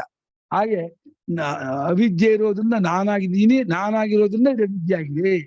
ಈ ಅವಿದ್ಯೆಯನ್ನು ನಾನು ಅದನ್ನು ಬೇರ್ಪಡಿಸಕ್ಕಾಗಲ್ಲ, ಈ ಕಾಲಕ್ರಮ ತೋರ್ಸೋಕ್ಕಾಗಲ್ಲ. ನಾನು ಮುಂಚೆ ಆಮೇಲೆ ವಿದ್ಯೆ ಆಗೋದು, ಅವಿದ್ಯೆ ಮುಂಚೆ ಆಮೇಲೆ ನಾನು. ಯಾಕಂದ್ರೆ ಅವಿದ್ಯೆ ಮುಂಚೆ ಅಂದ್ರೆ ಅವಿದ್ಯೆ ಎಲ್ಲಿರುತ್ತೆ? ಮುಂಚೆ ಅರಿವಿನ ಸ್ವರೂಪನಾದ ಆತ್ಮ ಇರೋಕ್ಕಾಗಲ್ಲ. ಇನ್ನು ಆತ್ಮನ ಆದ್ಮೇಲೆ ಬಂದಾಗ ನಾನೇ, ಈ ಮಧ್ಯೆ ಜಾಗವೆಲ್ಲ ಇರಕ್ಕೆ. ಅದಕ್ಕೆ ಆಮೇಲೆ ಅವಿದ್ಯೆ ಅನ್ನೋದು ಒಂದು ಕಾನ್ಸೆಪ್ಟ್ ಯಾವುದು, ಅದು ಒಂದನ್ನು ಆಶ್ರಯಿಸ್ಕೊಂಡಿರ್ಬೇಕೆ ಹೊರತು ಅವಿದ್ಯೆ ಅನ್ನೋದು ಒಂದು ವಸ್ತು ಅಲ್ಲ. ಹೇಗೆ ಭಯ ಅನ್ನೋದು ಒಂದು ಇದೋ, ವೇದನ ಅನ್ನುವೋ, ಭಯ ಆಗಲಿ, ಸಂತೋಷ ಆಗಲಿ, ದುಃಖ ಆಗಲಿ ಅದೊಂದು ವೃತ್ತಿಯೋ, ಅವಿದ್ಯೆ ಅನ್ನೋದು ಒಂದು ವೃತ್ತಿ ರೂಪವೇ. ವೃತ್ತಿ ರೂಪವಾದದ್ದಾದ್ರಿಂದ ಆ ವೃತ್ತಿ ರೂಪ ಅಂದ್ರೆ ಅಂತಃಕರಣ ವೃತ್ತಿ ರೂಪವಾದದ್ದರಿಂದ ಅದು ಪ್ರಮಾದವನ್ನು ಆಶ್ರಯಿಸ್ಕೊಂಡೇ ತೋರುತ್ತೆ. ಅದು ಆ ಪ್ರಮಾತೃನ ಆಶ್ರಯಿಸಿಕೊಂಡು ಪ್ರಮಾತೃತ್ವವು ಅವಿದ್ಯೆಯಿಂದಲೇ ತೋರಿದ್ದಾಗಿದೆ. ಹಾಗೆ ಬಿಡಿಸೋಕ್ಕಾಗಲ್ಲ. ಪ್ರಮಾತೃತ್ವ ಮೊದಲ, ಅವಿದ್ಯೆ ಮೊದಲ ಅಂದ ಮಾಡಕ್ಕಾಗಲ್ಲ. ಅದು ಅವ್ರು ಏನ್ ಮಾಡಿದ್ರು, ಗೌಡಪಾದರು ಜೀವನ್ ಕಲ್ಪಯತೆ ಪೂರ್ವಂ ಅಂದ್ರು. ಮೊದಲು ಜೀವತ್ವವನ್ನು ಕಲ್ಪಿಸ್ಕೊಳ್ತಾನೆ, ಆಮೇಲೆ ನಾನಾ ರೂಪದ ಪದಾರ್ಥ ಕಲ್ಪಿಸ್ಕೊಳ್ತಾನೆ ಅಂದ್ರು. ಆಮೇಲೆ ಅಲ್ಲೂ ಪ್ರತಿಪತ್ತಿ ಕ್ರಮವೇ ಹೊರತು ಕಾಲಕ್ರಮ ಅಲ್ಲ. ಕಾಲಕ್ರಮ ಇದೆ ಅಂತ ಮಾತ್ರ ಮಾಡ್ಕೋಬಾರ್ದೈತಿ. ಯಾಕೆಂದ್ರೆ ನಿಜವಾಗಿ ಇಲ್ಲದೆ ಇರೋದು ಅವಿದ್ಯೆಯೂ ಇಲ್ಲದಿರುವುದು, ಜೀವತ್ವವೂ ಇಲ್ಲದೆ ಇರೋದು, ದ್ವೈತವೂ ಇಲ್ಲದೆ ಇರೋದು. ಇದು ಮೊದಲು ಕೊನೆ ಹೆಂಗ್ ಹೇಳ್ತೀರಾ ಇಲ್ಲದೆ ಇರೋದಕ್ಕೆ? ಎಚ್ಚರ ಮುಂಚೆನೆ, ಕನಸು ಮುಂಚೆನೆ, ನಿದ್ದೆ ಮುಂಚೆನಪ್ಪ ಜೀವನ ಅನುಭವದಲ್ಲೇ. ಮಗುವಿಗೆ ಫಸ್ಟ್ ಎಚ್ಚರ ಆಗತ್ತಾ, ಫಸ್ಟ್ ಕನಸು ಬರುತ್ತಾ, ಫಸ್ಟ್ ನಿದ್ದೆ ಬರುತ್ತಾ ಅಂತ ಹೆಂಗ್ ಮಾಡೋಣ? ಅನುಭವ ಕ್ರಮ ಹೇಳಿದ್ರೆ ನಾನೇ ಆಗಿದ್ದಾಗ ನಿದ್ದೆ, ನಾನು ಇನ್ನೊಂದನ್ನು ನೋಡುವಾಗ ಆ ತತ್ಕಾಲ ಎಚ್ಚರ, ಅದು ಬಾಧೆ ಆಯ್ತು ಅಂತ ಆದ್ರೆ ಅದು ಕನಸು, ಬಾಧೆ ಆದ್ಮೇಲೆ ಯಾವ್ದೊಂದು ತೋರುತ್ತಲ್ಲ ಅದು ಎಚ್ಚರ. ಆ ಎಚ್ಚರ ಬಾಧೆ ಆಗುತ್ತೋ ಅದು ಎಚ್ಚರದಿದ್ದಾಗ ಗೊತ್ತಾಗಲ್ಲ. ಕನಸಿನೊಳಗೆ ಒಂದು ಕನಸು ಆಗತ್ತಲ್ಲಪ್ಪ, ಅವಾಗ ಎಚ್ಚರ ಅಂತ ಅನ್ಕೊಂಡಿರ್ತೀವಿ, ಇದು ಬಾಧೆ ಆಗದೆ ಇರೋದು ಇದು ಎಚ್ಚರ ಅಂತ. ಆಮೇಲೆ ಈ ಕನಸಿಗೆ ಬಂದ್ಬಿಡ್ತೀವಿ, ಓ ಅಯ್ಯೋ ನಾ ಕನಸು ಎಚ್ಚರ ಅನ್ಕೊಂಡ್ಬಿಟ್ಟಿದ್ದೆ, ಇಷ್ಟೊತ್ತು ಅದನ್ನ ಅದು ಕನಸಾಯ್ತು, ಇದು ಎಚ್ಚರ ಅಂತ ಒಂದು ಅನ್ಕೊಂತಾನೆ. ಆಮೇಲೆ ಈ ಎಚ್ಚರ ಬಂದಾಗ ಅದು ಬಾಧೆ ಆಗುತ್ತೆ. ಇದು ಯಾಕೆ ಕನಸಾಗಿರ್ಬಾರ್ದು ಅಂತ ಕೇಳಿದ್ರೆ ಉತ್ತರ ಇಲ್ಲ. ಕನಸೇ ಇದು, ಇನ್ನೊಂದನ್ನು ಕಾಣೋದಲ್ಲ, ಕನಸೇ ಅಂತ ಅವ್ರು ಇಟ್ಕೊಂಡಿರೋದು. ಆದ್ರೆ ಹಾಗೆ ಪ್ರಮಾತೃ ಮತ್ತೆ ಅವಿದ್ಯೆ ಎರಡು ಒಟ್ಟಿಗೆ ಬರುತ್ತೆ ಅಂದ್ರೆ, ಒಟ್ಟಿಗೆ ಬಂದ ಎರಡರಲ್ಲಿ ಪ್ರಮಾತೃಗೆ ಅವಿದ್ಯೆಯ ಅನುಭವ ಆಗುತ್ತೆ ಅಂತ ಹೇಳೋದು ಅಲ್ಲ. ಪ್ರಮಾತೃವಿನಲ್ಲಿ ಅವಿದ್ಯೆ ಇರೋದು ಆ ಸಾಕ್ಷಿ ಗೊತ್ತಾಗುತ್ತೆ ಅನ್ಬೇಕು, ಪ್ರಮಾತೃಗ ಆಗಲ್ಲ. ಯಾಕಂದ್ರೆ ಪ್ರಮಾತೃತ್ವವು ದೃಶ್ಯವೇ, ಅವಿದ್ಯೆ ಹೇಗೆ ದೃಶ್ಯವೋ ಪ್ರಮಾತೃತ್ವವು ದೃಶ್ಯ ಆದ್ರಿಂದ ಎರಡನ್ನೂ ಸಾಕ್ಷಿ ಬೆಳಗ್ತಾನೆ ಅಂತ ಒಂದು ಹಂತಕ್ಕೆ ಹೇಳ್ಬೋದು. ಯಾಕಂದ್ರೆ ಪ್ರಮಾತೃ ಅವಿದ್ಯೆಯನ್ನು ಬೆಳಗ್ಬಿಟ್ರೆ ಪ್ರಮಾತೃ ಸಾಕ್ಷಿ, ಅವಿದ್ಯಾ ಸಾಕ್ಷ್ಯ ಆಗ್ಬಿಡುತ್ತೆ, ನಿರ್ದೃಶ್ಯ ಆಗ್ಬಿಡುತ್ತೆ. ಅಲ್ಲಿ ಅವು ಪ್ರಮಾತೃ ಅವಿದ್ಯೆ ಇಲ್ಲ ಅಂತ ಆಗ್ಬಿಡುತ್ತೆ, ಹಾಗ್ ಬರೋಲ್ಲ. ಪ್ರಮಾತೃತ್ವವೇ ಶ್ಲೋಕದಲ್ಲಿ ಅದನ್ನ ಹೇಳಿದ್ರಲ್ವಾ ಗುರುಗಳೇ ನೀವು, ಅನುಭವವನ್ನು ಆಶ್ರಯಿಸಿಕೊಂಡಿರುವ ಅನುಭವ ಅಂದ್ರೆ ಪ್ರಮಾತೃ ಅನುಭವ ಅಲ್ಲ, ಸಾಕ್ಷಿ ಅನುಭವ. ಅದನ್ನೇ ಹೇಳಿದ್ ನಾನು, ಸಾಕ್ಷಿ ಅನುಭವವನ್ನು ಆಶ್ರಯಿಸಿಕೊಂಡು ತೋರ್ತಾ ಇದೆ ಅವಿದ್ಯೆ. ಅದೇ ನಾನು ಚೈತನ್ಯ ಸ್ವರೂಪ ಅನ್ನೋದು ಸಾಕ್ಷಿ ಅನುಭವವೇ. ಅದ್ ಹೆಂಗಾಗತ್ತೆ? ನಾನು ಚೈತನ್ಯ ಸ್ವರೂಪನು ಅದ್ವಿತೀಯನು ಅನ್ನೋದು ಆ ಸಾಕ್ಷಿ ಅನುಭವವೇ, ಅವಿದ್ಯೆ ಇದೆ ಅನ್ನೋದು ಸಾಕ್ಷಿ ಅನುಭವ ಅಂತ ಆಗ್ಬಿಟ್ರೆ ಇದು ಹೆಂಗೆ ವಿರುದ್ಧ ಹೇಗಿರುತ್ತೆ ಅಂತ ಪ್ರಶ್ನೆ ಹಾಕೊಂಡೆ. ಅದಕ್ಕೆ ನಾನೇನು ಕೊಟ್ಟೆ, ಅದು ಪರಮಾರ್ಥ ಅನುಭವ, ಇದು ಕಲ್ಪಿತ ಅನುಭವ. ಯದ್ಯಪಿ ಸಾಕ್ಷಿ ಅನುಭವದಿಂದಲೇ ಅವಿದ್ಯೆ ಇದೆ ಗೊತ್ತಾಗೋದಾದರೂ ವಿಚಾರ ಮಾಡುವವರೆಗೆ ಸಾಕ್ಷಿ ಅನುಭವ ಅಂತ ಒಂದು ಅಧ್ಯಾರೋಪ. ವಿಚಾರ ಮಾಡುತ್ತಲೇ ಇಲ್ಲ ಅಂತ ಗೊತ್ತಾಗುತ್ತಲೇ ಅದು ಸಾಕ್ಷಿ ಅನುಭವವೂ ಅಲ್ಲ, ಇಲ್ಲದೆ ಇರೋದು ಅದು ಅವಿದ್ಯೆ. ಆದ್ರೂ ಒಂದ್ ಹಂತಕ್ಕೆ ಯಾರ ತಲೆ ಮೇಲೆ ಹಾಕ್ಬೇಕಲ್ಲ, ಯಾರ ತಲೆ ಮೇಲೆ ಹಾಕ್ತೀರಾ? ಅವಿದ್ಯೆ ಯಾರಿಗೆ ಕಾಣುತ್ತೆ ಅಂತ ಹೇಳ್ತೀರಾ ನೀವು? ಅವಿದ್ಯೆ ಅಂತೂ ಕಾಣ್ತಾ ಇದೆ ಅಂತ ಒಂದು ಅನುಭವ ಇದೆ. ಅವಿದ್ಯೆ ಕಾಣ್ತಾ ಇದ್ರೆ ಏನಂತ, ನನಗ್ ಗೊತ್ತಿಲ್ಲ ಅನ್ನೋದು ಗೊತ್ತಾಗ್ತಿದೆ. ನನಗ್ ಗೊತ್ತಿಲ್ಲ ಅನ್ನೋದು ಗೊತ್ತಾಗ್ತಿದೆ ಅನ್ನೋದು ಯಾರಿಗೆ ಅಂತ ಪ್ರಶ್ನೆ ಅಂತ ಹಾಕಬೇಕು. ಸಾಕ್ಷಿಗೆ ಗೊತ್ತಾಗುತ್ತಿದ್ದರೆ ಸಾಕ್ಷಿಗೆ ಅವಿದ್ಯೆ ಅನುಭವ ಅಂತ ಆಯ್ತು. ಅವಿದ್ಯಾ ಅನುಭವ ಯಾರಿಗೆ? ಸಾಕ್ಷಿಗೆ. ಸಾಕ್ಷಿಗೆ ಅವಿದ್ಯಾ ಅನುಭವ ಆದ್ರೆ ಹಾಗಾದ್ರೆ ಸಾಕ್ಷಿಯು ಚೈತನ್ಯ ಸ್ವರೂಪನು ಅನ್ನೋ ಅನುಭವ ಯಾರಿಗೆ? ಸಾಕ್ಷಿಯು ಚಿನ್ಮಾತ್ಮನು ಅದ್ವಿತೀಯನು ಅನ್ನೋ ಅನುಭವ ಯಾರಿಗೆ? ಅದು ಸಾಕ್ಷಿಗೆ. ಅದೇ ಎರಡು ವಿರುದ್ಧ ಇರುತ್ತೆ ಅಂದ್ರೆ ಇದು ಪರಮಾರ್ಥ ಅನುಭವ, ಇದು ಅವಿಚಾರದ ಸಿದ್ಧ ಅನುಭವ, ಕಲ್ಪಿತ ಅನುಭವ. ಇದು ಅಲ್ಲ, ಸಾಕ್ಷಿಗೆ ನಾನು ಚೈತನ್ಯ, ನಾನು ಪೂರ್ಣ ಅನ್ನೋ ಅನುಭವನೂ ಇಲ್ಲ, ಸಾಕ್ಷಿಯೇ ಅನುಭವ. ಆದ್ರಿಂದ ಸಾಕ್ಷಿಯೇ ಅನುಭವ. ಅದು ವೇದಾಂತ ವಾಕ್ಯದಿಂದ ಸಾಕ್ಷಿತ್ವದ ಮೇಲೆ ಆರೋಪ ಮಾಡಿರ್ತಕ್ಕಂಥ ಪ್ರಮಾತೃತ್ವವನ್ನು ಕಳ್ಸ್ಕೊಂಡು ಸಾಕ್ಷಿಯಾಗಿ ಉಳಿದು ತಿಳಿಸ್ಕೊಳ್ತಾನಲ್ಲ, ಆ ಸಾಕ್ಷಿಯೇ ತಾನೇ ತನ್ನನ್ನು ಅರ್ಥ ಅಂತಾನೆ ಹೇಳ್ಬೇಕು. ಅರ್ಥ ಅನ್ನೋದು ಯಾರು? ಪ್ರಮಾತೃ ಸಾಕ್ಷಿಯನ್ನು ಅರ್ಥನಾ? ಪ್ರಮಾತೃ ಸಾಕ್ಷಿಯನ್ನು ಅರ್ತಿಲ್ಲ. ಯಾರು ಸಾಕ್ಷಿಯನ್ನು ಅರ್ಥವನು? ಸ್ವಯಮೇವ ಆತ್ಮನಾತ್ಮಾನಂ ವೇತ್ಸತ್ವಂ ಪುರುಷೋತ್ತಮ, ತಾನೇ ತನ್ನನ್ನು ಅರ್ಥ ಅಂತ ಅದು ಒಂದು ಅಧ್ಯಾರೋಪವೇ. ಇವಾಗ ಹೇಳ್ದಾದ್ರೆ ಅಲ್ಲ ಕ್ರಿಯೆ ಅಲ್ಲ, ಅದು ಅರಿಯೋದು ಅನ್ನೋದು. ಅರಿಯೋದು ಅನ್ನೋದು ಒಂದು ವಿಶೇಷ ಅಲ್ಲ, ಅರಿವೇ ಸ್ವರೂಪ. ಅರಿವೇ ಸ್ವರೂಪವಾದರೂ ಅರಿತೆ ಅಂತ ವ್ಯವಹಾರ ದೃಷ್ಟಿಯಿಂದ ನಾವು ಔಪಚಾರಿಕವಾಗಿ ಹೇಳ್ಬೇಕು, ಪರಮಾರ್ಥ ಹೊಂದಲ್ಲ ಅದು. ಅರಿತೆ ಅನ್ನೋದು ಅಲ್ಲಿಲ್ಲ, ಪ್ರಮಾತೃತ್ವವೂ ಇಲ್ಲ, ಕ್ರಿಯೆಯೂ ಇಲ್ಲ, ಕಾಲವೂ ಇಲ್ಲ. ಬಹಳ ದಿವಸ ಕಗ್ಗಂಟಿದು. ಏನಂದ್ರು, ಐಕಾತ್ಮತೆ ಏನಿದೆ, ಐಕಾತ್ಮತೆ ಉಪನಿಷತ್ ಪ್ರತಿಪಾದ್ಯವಾದದ್ದು ಐಕಾತ್ಮತೆ. ಅದು ನಮ್ಮ ಅನುಭವದಲ್ಲಿರ್ತಕ್ಕಂಥಾದ ಏಕಾತ್ಮತೆ. ಬರೀ ಉಪನಿಷತ್ತು ಹೇಳಿದ್ರೆ ಶ್ರದ್ಧಾ ವಿಚಾರ ಬಿಡುತ್ತೆ ಸ್ವರ್ಗದಿಂದ. ಆಗ ನಮ್ಮ ಅನುಭವದಲ್ಲೂ ಇದೆ. ಅನುಭವದಲ್ಲಿದ್ದದ್ದಾದ ಆತ್ಮನ ದ್ವಿತೀಯನು ಎಂಬಂತಹ ಒಂದು ತಿಳುವಳಿಕೆ ಇದೆ. ಇದನ್ನ ಅರಿದೇ ಇರೋದು ಅನ್ನೋದೇನಿದೆ ಅದು ನಮ್ಮ ಅನುಭವವನ್ನೇ ಆಶ್ರಯಿಸಿಕೊಂಡಿದೆ ಅಂತ ಹೇಳಲೇಬೇಕು, ಮತ್ತೆಂತರವೇ ಇಲ್ಲ. ಆ ಅನುಭವವನ್ನು ಆಶ್ರಯಿಸಿಕೊಂಡದ್ದಾಗಿರುವ ಅವಿದ್ಯೆ ಎಂಬುದೇನಿದೆ, ಅವಿದ್ಯೆ ಆಶ್ರಯಿಸಿಕೊಂಡಿದ್ದಾದ ಅಪ್ರತಿಪತ್ತಿ ಎಂಬುದೇನಿದೆ, ಅಪ್ರತಿಪತ್ತಿಯಿಂದ ಅಜ್ಞಾನ ಅಂತ ಅರ್ಥ. ಅದೇ ಅವಿದ್ಯೆ ಅಂದ್ರು. ಸಾ ಅವಿದ್ಯಾ ಅಂದ್ರೆ ಭಾಷ್ಯಕಾರರು ಅಧ್ಯಾಸವನ್ನು ಅವಿದ್ಯಾ ಅಂದ್ರೆ ಇವರು ಅಪ್ರತಿಪತ್ತಿಯನ್ನೇ ಅವಿದ್ಯೆ ತೋರಿಸ್ತಾ ಇದ್ದಾರೆ. ನಮ್ಮ ಗುರುಗಳಿಗಿಂತ ನಂದು ಬೇರೆ ಪ್ರಕ್ರಿಯೆಯನ್ನು ತೋರಿಸ್ತಾ ಇದ್ದಾರೆ ಅವರು. ನಮ್ಮ ಗುರುಗಳು ತಮೇತಂ ಆತ್ಮನಾತ್ಮ ಇತರೇತರ ಅಧ್ಯಾಸಂ ಪಂಡಿತಾ ಅವಿದ್ಯೇತಿ ಮನ್ಯಂತೆ ಅಂದ್ರು. ಅಧ್ಯಾಸಂ ಪಂಡಿತಾ ಅವಿದ್ಯೇತಿ ಮನ್ಯಂತೆ. ಅಧ್ಯಾಸವನ್ನು ಅವಿದ್ಯಾ ಅಂತಾರೆ ಅಂತಂದ್ರೆ ನಾನಲ್ಲ ನಾನ್ರು. ನಾನು ಅಧ್ಯಾಸವನ್ನು ಅವಿದ್ಯೆ ಅನ್ನಲ್ಲ, ಅರಿದೇ ಇರೋದು ಅನ್ನೋದನ್ನೇ ಅವಿದ್ಯೆ ಅಂತೀನಿ ನಾನು. ಅರಿದೇ ಇರೋದು ಅಜ್ಞಾನ ಇದೆಯಲ್ಲ, ಜ್ಞಾನಾಭಾವ, ತಿಳುವಳಿಕೆ ಇಲ್ಲದೆ ಇರೋದು, ಅದನ್ನು ಅವಿದ್ಯೆ ಅಜ್ಞಾನ ನಾನು ಕರಿತೀನಿ. ಆ ತಪ್ಪು ತಿಳುವಳಿಕೆ ಆಮೇಲೆ ಬರುತ್ತೆ. ಅಧ್ಯಾಸ ತಪ್ಪುಳಿಕೆ, ಮಿಥ್ಯಾ ಜ್ಞಾನ, ಅಧ್ಯಾಸ, ಭ್ರಾಂತಿ ಜ್ಞಾನ, ವಿಪರೀತ ಪ್ರತ್ಯಯ, ಅನ್ಯಥಾಗ್ರಹ ಅಲ್ಲ ಒಂದು. ಅಜ್ಞಾನ, ಅವಿದ್ಯೆ, ಅಪ್ರತಿಬೋಧ, ಅನವಗಮ ಅದೆಲ್ಲ ಒಂದು. ಇವ್ರ ಪ್ರಕಾರ ಅನವಗಮ, ಅಪ್ರತಿಬೋಧ, ಅವಿದ್ಯೆ, ಅಜ್ಞಾನ ಅನ್ನೋದು ಬರೀ ಇದು ಗೊತ್ತಿಲ್ಲ ಅನ್ನೋದಷ್ಟೇ, ಅದಷ್ಟೇ ಅನುಭವ. ಅದೇ ನಾನು ದೇಹೇಂದ್ರಿಯ ಮನೋಬುದ್ಧಿ ಕೂಡ್ಕೊಂಡು ತಪ್ಪುಳಿಕೆ ಅದರ ಕಾರ್ಯ ಅಂತ. ಕಾರ್ಯ ಅಂದ್ರೆ ನಿಮಿತ್ತದಿಂದ, ಅಜ್ಞಾನ ನಿಮಿತ್ತದಿಂದ ಬುದ್ಧಾದಿಗಳಲ್ಲಿ ನಾನು ಬುದ್ಧಿ ಉಂಟಾಗಿದೆ, ತಪ್ಪುಳಿಕೆ ಉಂಟಾಗಿದೆ. ತಪ್ಪುಳಿಕೆ ಅಂದ್ರೆ ಕನ್ನಡ, ಅದಕ್ಕೆ ಸಂಸ್ಕೃತ ಅಧ್ಯಾಸ, ಮಿಥ್ಯಾಜ್ಞಾನ, ಭ್ರಾಂತಿ ಜ್ಞಾನ, ವಿಪರೀತ ಜ್ಞಾನ, ಅನ್ಯಥಾಗ್ರಹಣ ಅದೆಲ್ಲ ಒಂದು ಕ್ಯಾಟಗರಿ, ಒಂದೇ ಅರ್ಥದ್ದೇ, ಅದು ಅಷ್ಟಕ್ಕೋದ ತಪ್ಪುಳಿಕೆ.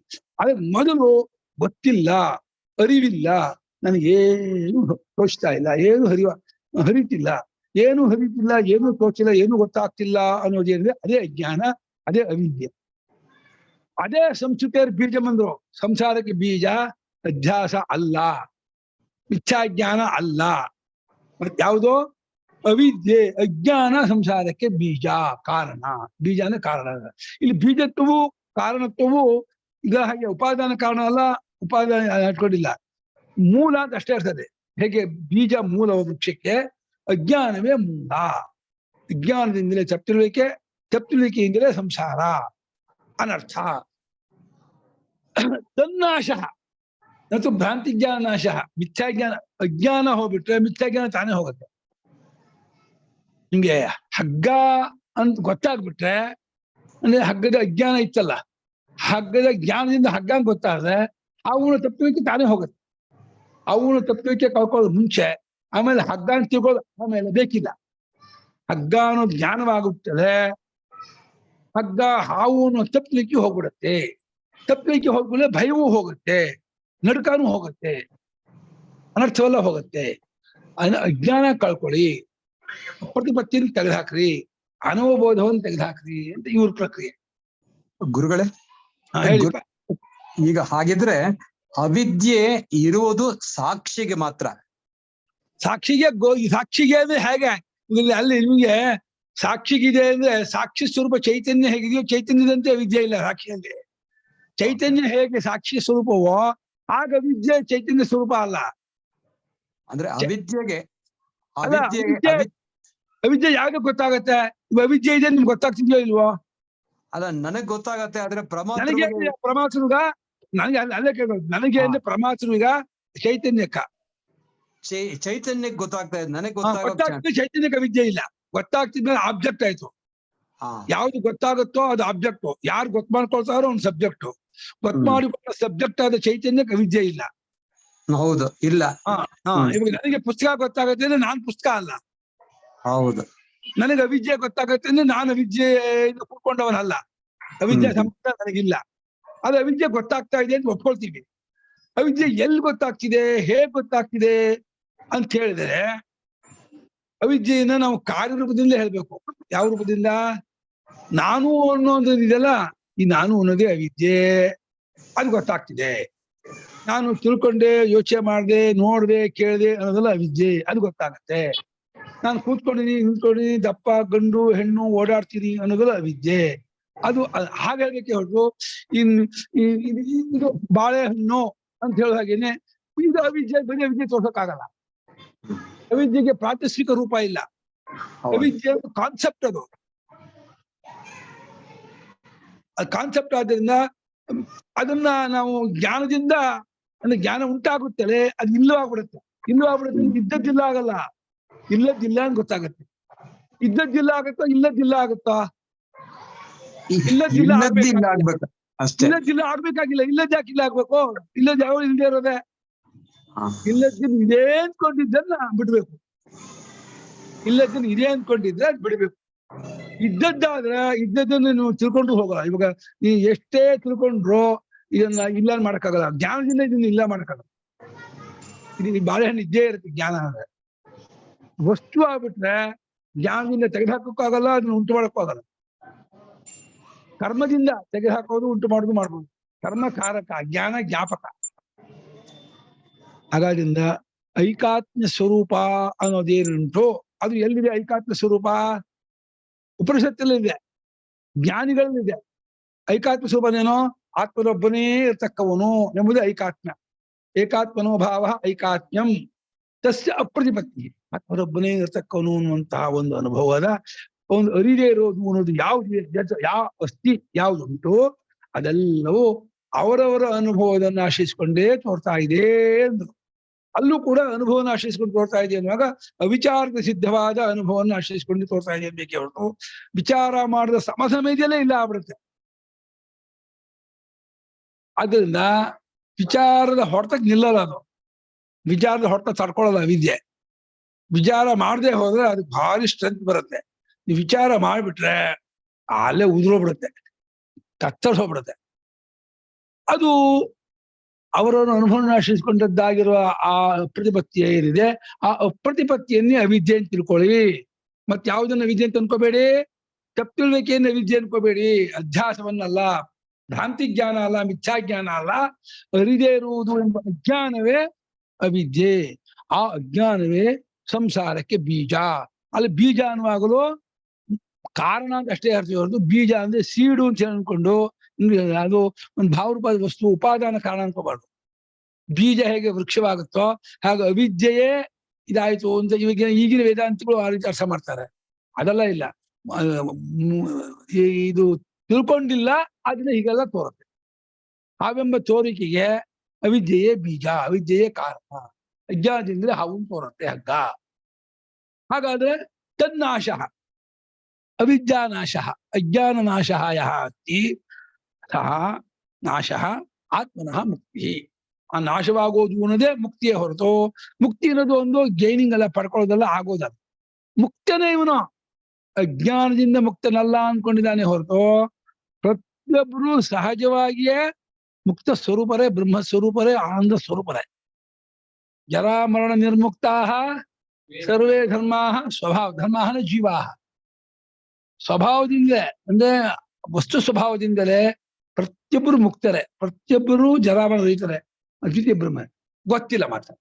ಆ ಗೊತ್ತಿಲ್ಲ ಒಂದೇ ಒಂದರಿಂದ ಇಷ್ಟೆಲ್ಲ ಅನರ್ಥ ಆಗಿದೆ.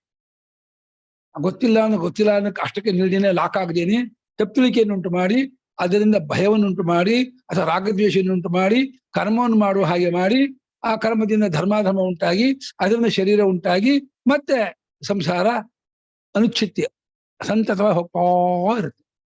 ಕನಸಿನಂತೆ ಕನಸು ಹೇಗೆ ಬರುತ್ತೋ ಹಾಗೆ ಸಂಸಾರ ಬರ್ತಿರೋದು ಹೊರತು ಕನಸು ಹೇಗೆ ಸುಳ್ಳೋ ಸಂಸಾರವೂ ಸುಳ್ಳು. ಯಾರಿಗೂ ಯಾವಾಗೂ ಯಾವ ಸಂಸಾರವೂ ಇಲ್ಲ. ಅದಕ್ಕೆ ಗೊತ್ತಿಲ್ಲ ಅದು. ಅಯ್ಯೋ ನಂಗೆ ಸಂಸಾರ ಇದೆ ಕಣ್ರಿ, ನಾನು ಸಂಸಾರ ಹೇಗೆ ಕಳ್ಕೊಳ್ಳಿ, ಬಿಟ್ಕೊಳ್ಳಿ, ಹೇಗಾದ್ರು ನನ್ನ ಸಂಸಾರ ಪರಿಹಾರ ಮಾಡ್ಕೊಬೇಕಲ್ಲ, ಅದೊಂದು ಭ್ರಾಂತಿ. ಇಲ್ಲದೇ ಇರೋ ಸಂಸಾರ ಇದೆ ಅನ್ಕೊಂಡು ಅದು ಹೋಗ್ಬೇಕು ಅನ್ನೋದು ಒಂದು ಭ್ರಾಂತಿಗೆ. ಅಪ್ಪ ಈ ಶ್ಲೋಕ ಇಡೀ ನೈಷ್ಕರ್ಮ್ಯ ಸಿದ್ಧಿಗೆ ಬೀಜ ರೂಪವಾಗಿದೆ, ಸೂಕ್ಷ್ಮ ರೂಪವಾಗಿದೆ. ತನ್ನಾಶ ಅನ್ನೋದು ಇದೆಯಲ್ಲ, ಅದು ಹೇಗೆ ನಾಶವಾಗತ್ತೆ? ತಸ್ಯ ನಾಶ ತಸ್ಯ ಅಜ್ಞಾನಸ್ಯ ನಾಶ. ನಾಶೋ ನಾಮ ಅಭಾವಗಮನಂ ಅಷ್ಟೇ.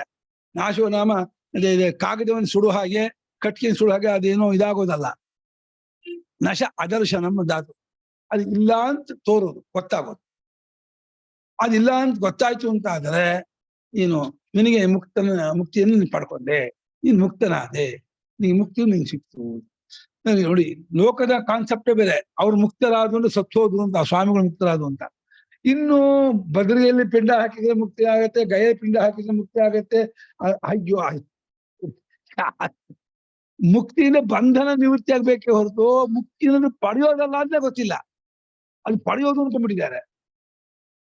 ಮುಚ್ಚಿನ ಮೋಕ್ಷಣೆಗೆ ಕಿನ್ ಪ್ರತ್ಯಯ ಬಿಡುಗಡೆ, ಅಜ್ಞಾನದಿಂದ ಬಿಡುಗಡೆ ಆಗೋದೇ ಮುಕ್ತಿ.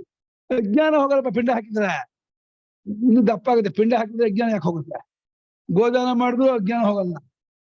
ಎಲ್ಲ ಕರ್ಮ ಮಾಡಿದ್ರು ವಿಚಾರ ಮಾಡೋ ಯೋಗ್ಯತೆ ತಂದ್ಕೊಡತ್ತಲ್ಲ, ಅದೇ ಅದರ ಫಲ. ವಿಚಾರ ಮಾಡೋ ಯೋಗ್ಯತೆ ಬಂದು ವಿಚಾರ ಮಾಡೋ ಕೊನೆಯಲ್ಲಿ ಗೊತ್ತಾಗುತ್ತದೆ ಮುಕ್ತ ಆಗ್ತದೆ. ಹಾಗಾದ್ದರಿಂದ ಆ ಅವಿದ್ಯಾನಾಶವೇ ಆತ್ಮನಿಗೆ ಮುಕ್ತಿಯು, ಬೇರೆ ಇನ್ನೇನು ಮುಕ್ತಿ ಅನ್ನೋದಲ್ಲ. ಹಾಗಾಗಿ ಅವಿದ್ಯಾನಾಶದ ಮುಕ್ತಿ ಅನ್ನೋದು, ಅವಿದ್ಯಾನಾಶ ಆಗೋದು ಬದುಕಿರುವಾಗಲೂ ಸತ್ಮೇಲ. ಸತ್ಮೇಲೆ ವಿದ್ಯಾನಾಶ ಆಗತ್ತಾ? ಬದುಕಿರುವಾಗ ವಿಚಾರ ಮಾಡುವಾಗ ಜ್ಞಾನ ಉಂಟಾದಾಗ ಆಗೋದು. ಜ್ಞಾನ ಉಂಟಾಗೋದು ಈ ಜನ್ಮದಲ್ಲಿ ಬದುಕಿರುವಾಗಲೇ ಹೊರತು ಸತ್ಮೇಲೆ ಜ್ಞಾನವೂ ಆಗಲ್ಲ, ಮುಕ್ತಿಯೂ ಆಗಲ್ಲ. ಹುಚ್ಚು ಆಗೋದೇ ಅಲ್ಲ ಅದು. ಮುಕ್ತಿ ಅನ್ನೋದು ಆಗೋದಲ್ಲ, ಮುಕ್ತಿ ಅನ್ನೋದೇ ಸ್ವರೂಪ. ಮುಕ್ತಿ ಅನ್ನೋದು ಮುಕ್ತನ ಸ್ವಭಾವ ಅದು. ಈಗ ಪುರುಷಾರ್ಥ ಹೇತೋ ಅವಶಿಷ್ಟತ್ವಾತ್ ತದ್ ಅಭಿವ್ಯಾಹಾರ. ಅನರ್ಥ ಹೇತುವಿನ ಮತ್ತೆ ನಾಶ, ಅದನ್ನ ಎರಡನ್ನು ಹೇಳಿದ್ರು. ಈಗ ಪುರುಷಾರ್ಥ ಹೇತು, ಪುರುಷಾರ್ಥ ಮೋಕ್ಷ, ಅದಕ್ಕೆ ಹೇತು ಯಾವುದು ಅಂತ ಕೇಳಿದ್ರೆ ಅದರ ಅಭಿವ್ಯಾಹಾರ ಅಂದ್ರೆ ಉಚ್ಚಾರಣೆ, ಅದರ ಹೇಳುವಿಕೆ. ವ್ಯಾಹಾರ ಉಕ್ತಿರ್ಲಪಿತಂ ಭಾಷಿತಂ ವಚನಂ ವಚ ಅಂತ ಅಭಿವಿಸರ್ಗ. ವ್ಯಾಹಾರ ಅಂದ್ರೆ ಹೇಳೋದು, ಪುರುಷಾರ್ಥ ಅಂದ್ರೆ ಮೋಕ್ಷ, ಅದನ್ನು ಕುರಿತು ಅದರ ಹೇಳೋದು ಅನ್ನೋದು ಉಳ್ಕೊಂಡಿರೋದ್ರಿಂದ ಅದನ್ನು ಹೇಳ್ತೀವಿ. ಯಾವ್ದಪ್ಪ ಪುರುಷಾರ್ಥ ಅಂತ ಹೇಳಿದ್ರೆ ವೇದಾವಸಾನ ವಾಕ್ಯೋರ್ಥ ಸಮ್ಯಜ್ಞಾನಾಶುಷುಪ್ತಣಿ ದಂದಹಿ ಆತ್ಮನೋ ಮೋಹಂ ನ ಕರ್ಮ ಪ್ರತಿಕೂಲತಃ.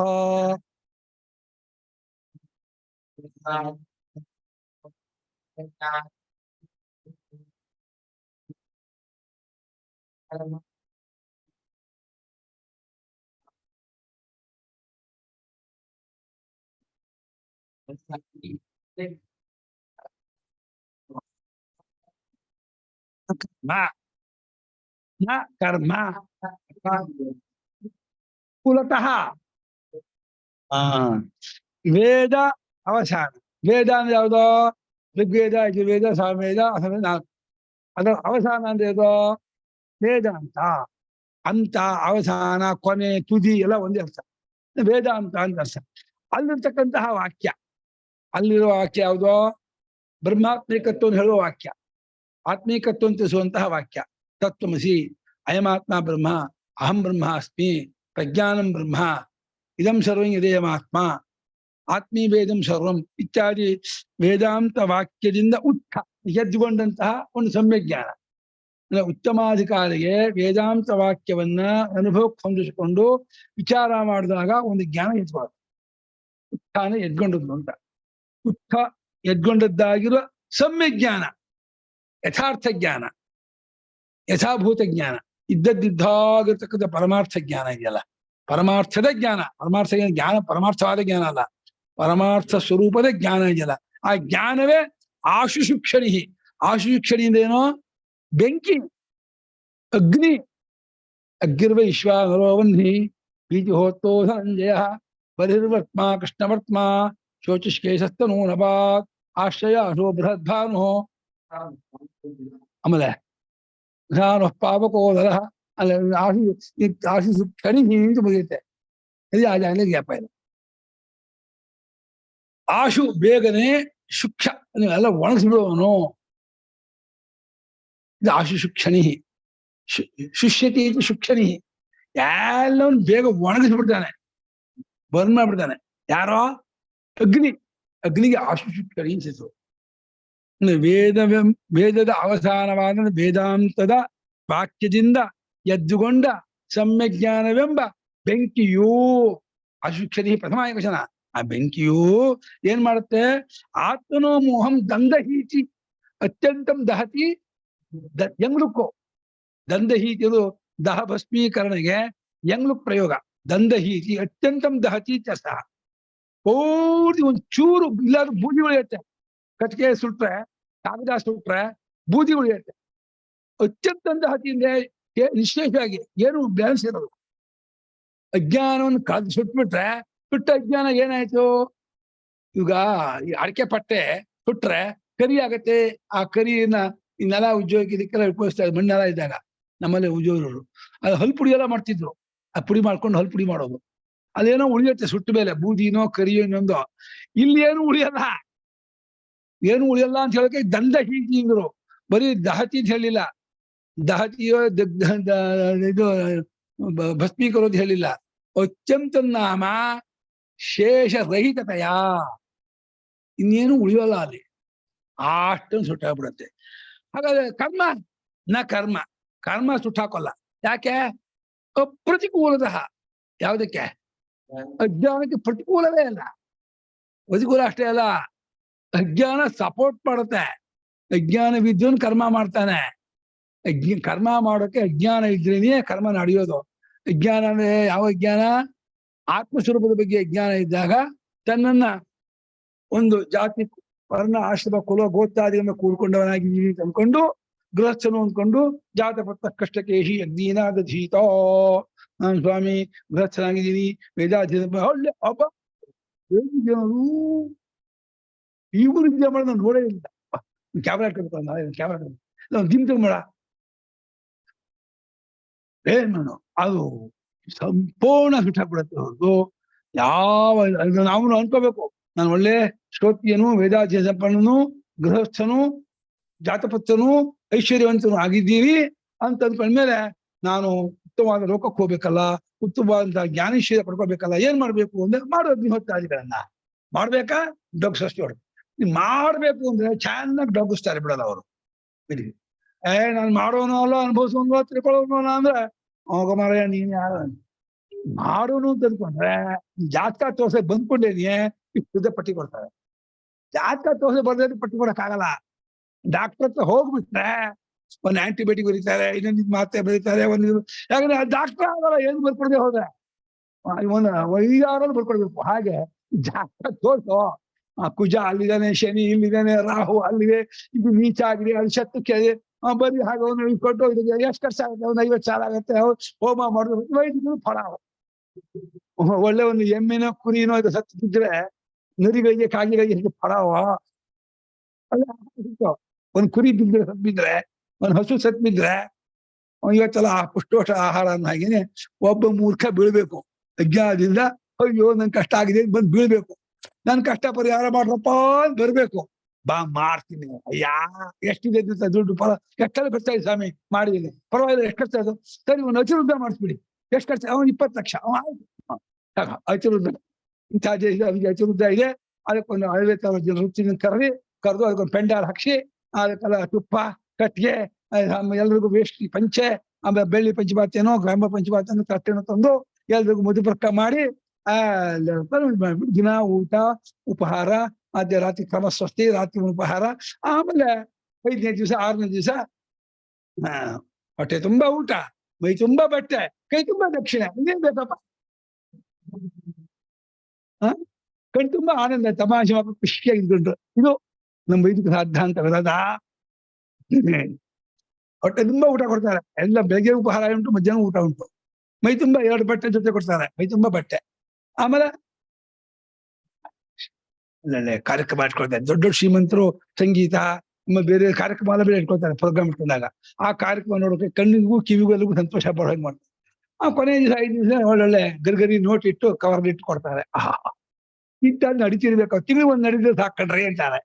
ಹೋಗುವಾಗ ಪುರೋಹಿತರು ತಿಂಗಳಿಗೆ ಒಂದು ನಡೆದ್ರೆ ಸಾಕೊಂಡ್ರಿ ಇಂಥದ್ದು ಮಾತಾಡ್ಕೊಂಡು ಹೋಗ್ತಾರೆ. ಆ ಕರ್ಮ ಅಜ್ಞಾನ ಕಳೆಯತ್ತ ಪಾಪ. ಅದು ಹುಟ್ಟಿದ್ದೇ ಅಜ್ಞಾನದಿಂದ. ಅಜ್ಞಾನದ ಮಗ ಕಾಮ, ಕಾಮದ ಮಗ ಕರ್ಮ. ಆ ಮೊಮ್ಮಗ ಅಜ್ಜನ್ ಸಾಯಿಸ್ತಾನೆ. ಅದಕ್ಕೇನು ಮಾಡಕ್ಕಾಗಲ್ಲ ಪಾಪ. ಆ ಕರ್ಮ ಕುಂಟ್ಕೊಂಡು ಹೋಗ್ತಾ ಇರ್ತೀವಿ. ಇವತ್ತಾಯ್ತು ನಾಳೆ ಯಾರು ಮಾಡೋರು ಇದ್ದಾರೆ ಅಂತ. 9 ಗಂಟೆ ಆಗ್ಬಿಟ್ರೆ ಪುರೋಹಿತರು ಮೊಬೈಲ್ ನೋಡ್ತಿರ್ತಾರೆ, ಫೋನ್ ಬಂತ, ಫೋನ್ ಮೇಲೆ ಮಿಸ್ ಕಾಲ್ ಇದೆಯಾ, ಏನೋ ನಿಮ್ಗೆ ನಾಳೆ ಕಾರ್ಯಕ್ರಮ ಅಂದ್ರೆ ಮಿಸ್ ಕಾಲ್ ಬರುತ್ತೆ, ನಿಮಗೆ ಫೋನ್ ಕಾಲ್ ಬರುತ್ತೆ ಅಂತ. ಆ ಕಾಲ್ ನೋಡ್ಬಿಟ್ಟು 9 ಗಂಟೆ 10 ಗಂಟೆ 11 ಗಂಟೆ ನಾಳೆ ಇಂಥ ಕಡೆ ಹೋಗ್ಬೇಕು, ಟಕ್ ಟಕ್ ಟಕ್ 4:15 5 ಗಂಟೆಗೆ ಸಂಜಾನೆ ಎಲ್ಲ ಸ್ನಾನ 4 ಚಂಪ ಹಾಕೊಂಡು ಓಡ್ತಾ ಇರೋದು. ಸಂಜಾನೆ ಅಲ್ಲೇ ಮಾಡ್ತೀವಿ, ಆಗ ಆ ಜೊತೆ ಆಗತ್ತೆ ಅಂತಾನೆ. ಅಂತ ಕರ್ಮ ಅವಿದ್ಯೆ ಕಳೆಯುತ್ತೆ, ಆ ಕರ್ಮದಿಂದ ಮೋಕ್ಷವಾಗತ್ತೆ. ಅಯ್ಯೋ ಆ ಕರ್ಮ ಅದು ಮಹಾಪ್ರಾಣ, ಬರೀ ಕರ್ಮ ಅಲ್ಲ ಕರ್ಮ. ಹಾಗೆ ನಿಷ್ಕ್ರಮಿಸಿದ್ದಿ ಹೇಳ್ಕೊಟ್ರು, ಕರ್ಮ ಬಿಟ್ಟು ಬರ್ರಿ ಇಲ್ಲಿಗೆ. ನೀವು ಇಲ್ಲಿಗೆ ಬರೋದಾದ್ರೆ ಎಲ್ಲ ಲೌಕಿಕ ವೈದಿಕ ಎಲ್ಲಾ ಕರ್ಮವನ್ನು ಬಿಟ್ಟು ಇಲ್ಲಿ ಬಂದ್ರೆ ನಾನು ಹೇಳೋ ಜ್ಞಾನ ನಿಮ್ಗೆ ಸಿಗತ್ತೆ ಅಂತ. ಅಷ್ಟರ ಮಟ್ಟಿಗೆ ಅವರು ಜ್ಞಾನವನ್ನು ಒತ್ತು ಕೊಡ್ತಾರೆ. ತತ್ವಜ್ಞಾನಕ್ಕೆ ಯೋಗ್ಯತೆ ಸಂಪಾದನೆ ಆದ್ರೆ ಸರಿಯಾಗಿ ವೇದೋಕ್ತ ಕರ್ಮವನ್ನು ಮಾಡಿದ್ರೆ ಚಿತ್ತ ಶುದ್ಧಿ ಆಗುತ್ತೆ, ಅಂತರ್ಮುಖತೆ ಬರುತ್ತೆ, ವೈರಾಗ್ಯ ಬರುತ್ತೆ. ಅದ್ರಲ್ಲಿ 2 ಮಾತಿಲ್ಲ. ಖಂಡಿತ ತಾನು ಆತ್ಮೋದ್ಧಾರಕ್ಕಾಗಿ ಕರ್ಮ ಮಾಡೋದು ಭಾರಿ ಶ್ರೇಷ್ಠವೇ. ಅದು ಅವನಿಗೆ ಈ ಎತ್ತೋ ಕರ್ಮವೇ, ಕರ್ಮ ಇದೆ, ಬೇರೆ ಎತ್ತಕ್ಕೆ ಇನ್ನೊಂದು ಮಾರ್ಗವೇ ಇಲ್ಲ. ನಾವು ಕರ್ಮಣ ಶುದ್ಧಾಂತಃಕರಣ ಅಂತ ಬರೀತಾವ.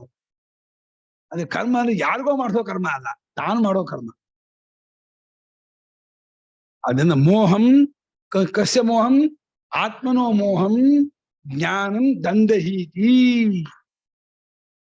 ಮತ್ತೋಚ್ಚ ಜ್ಞಾನಂ ಜ್ಞಾನಮೇವ ಆಶಿಷುಚ್ಛ.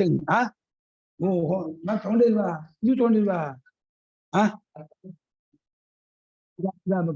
ಯಾವ ತಗೊಂಡೆ ಮತ್ತೆ ತಗೊಂಡೆ ಅಂತೀಯಾ?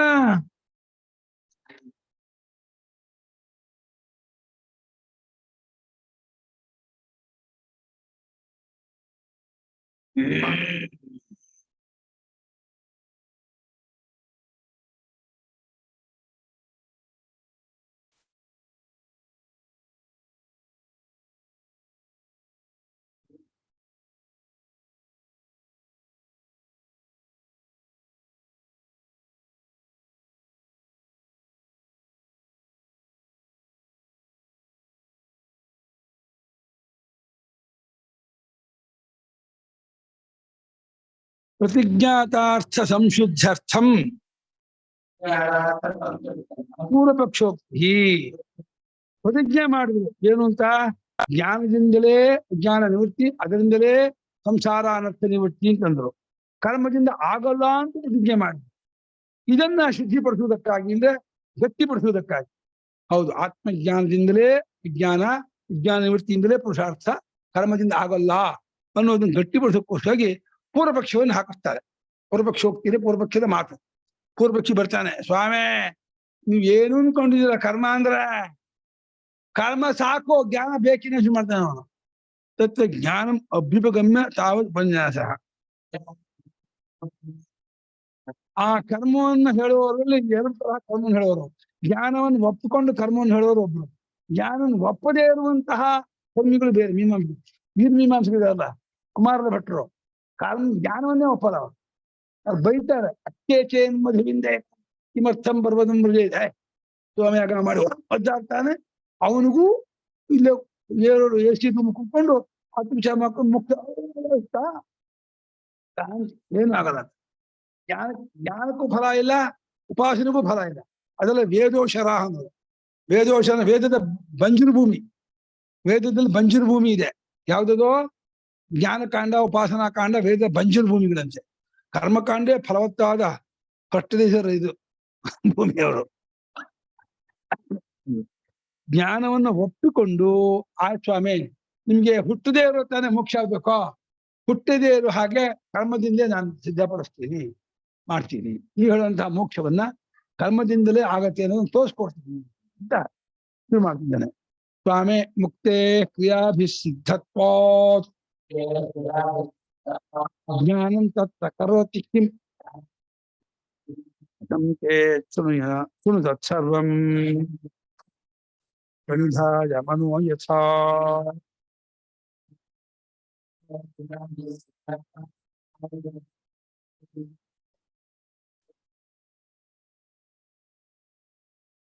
ಶೂನ್ಯಾದಿ ಸಂಖ್ಯೆ ಶೃತತ್ವ.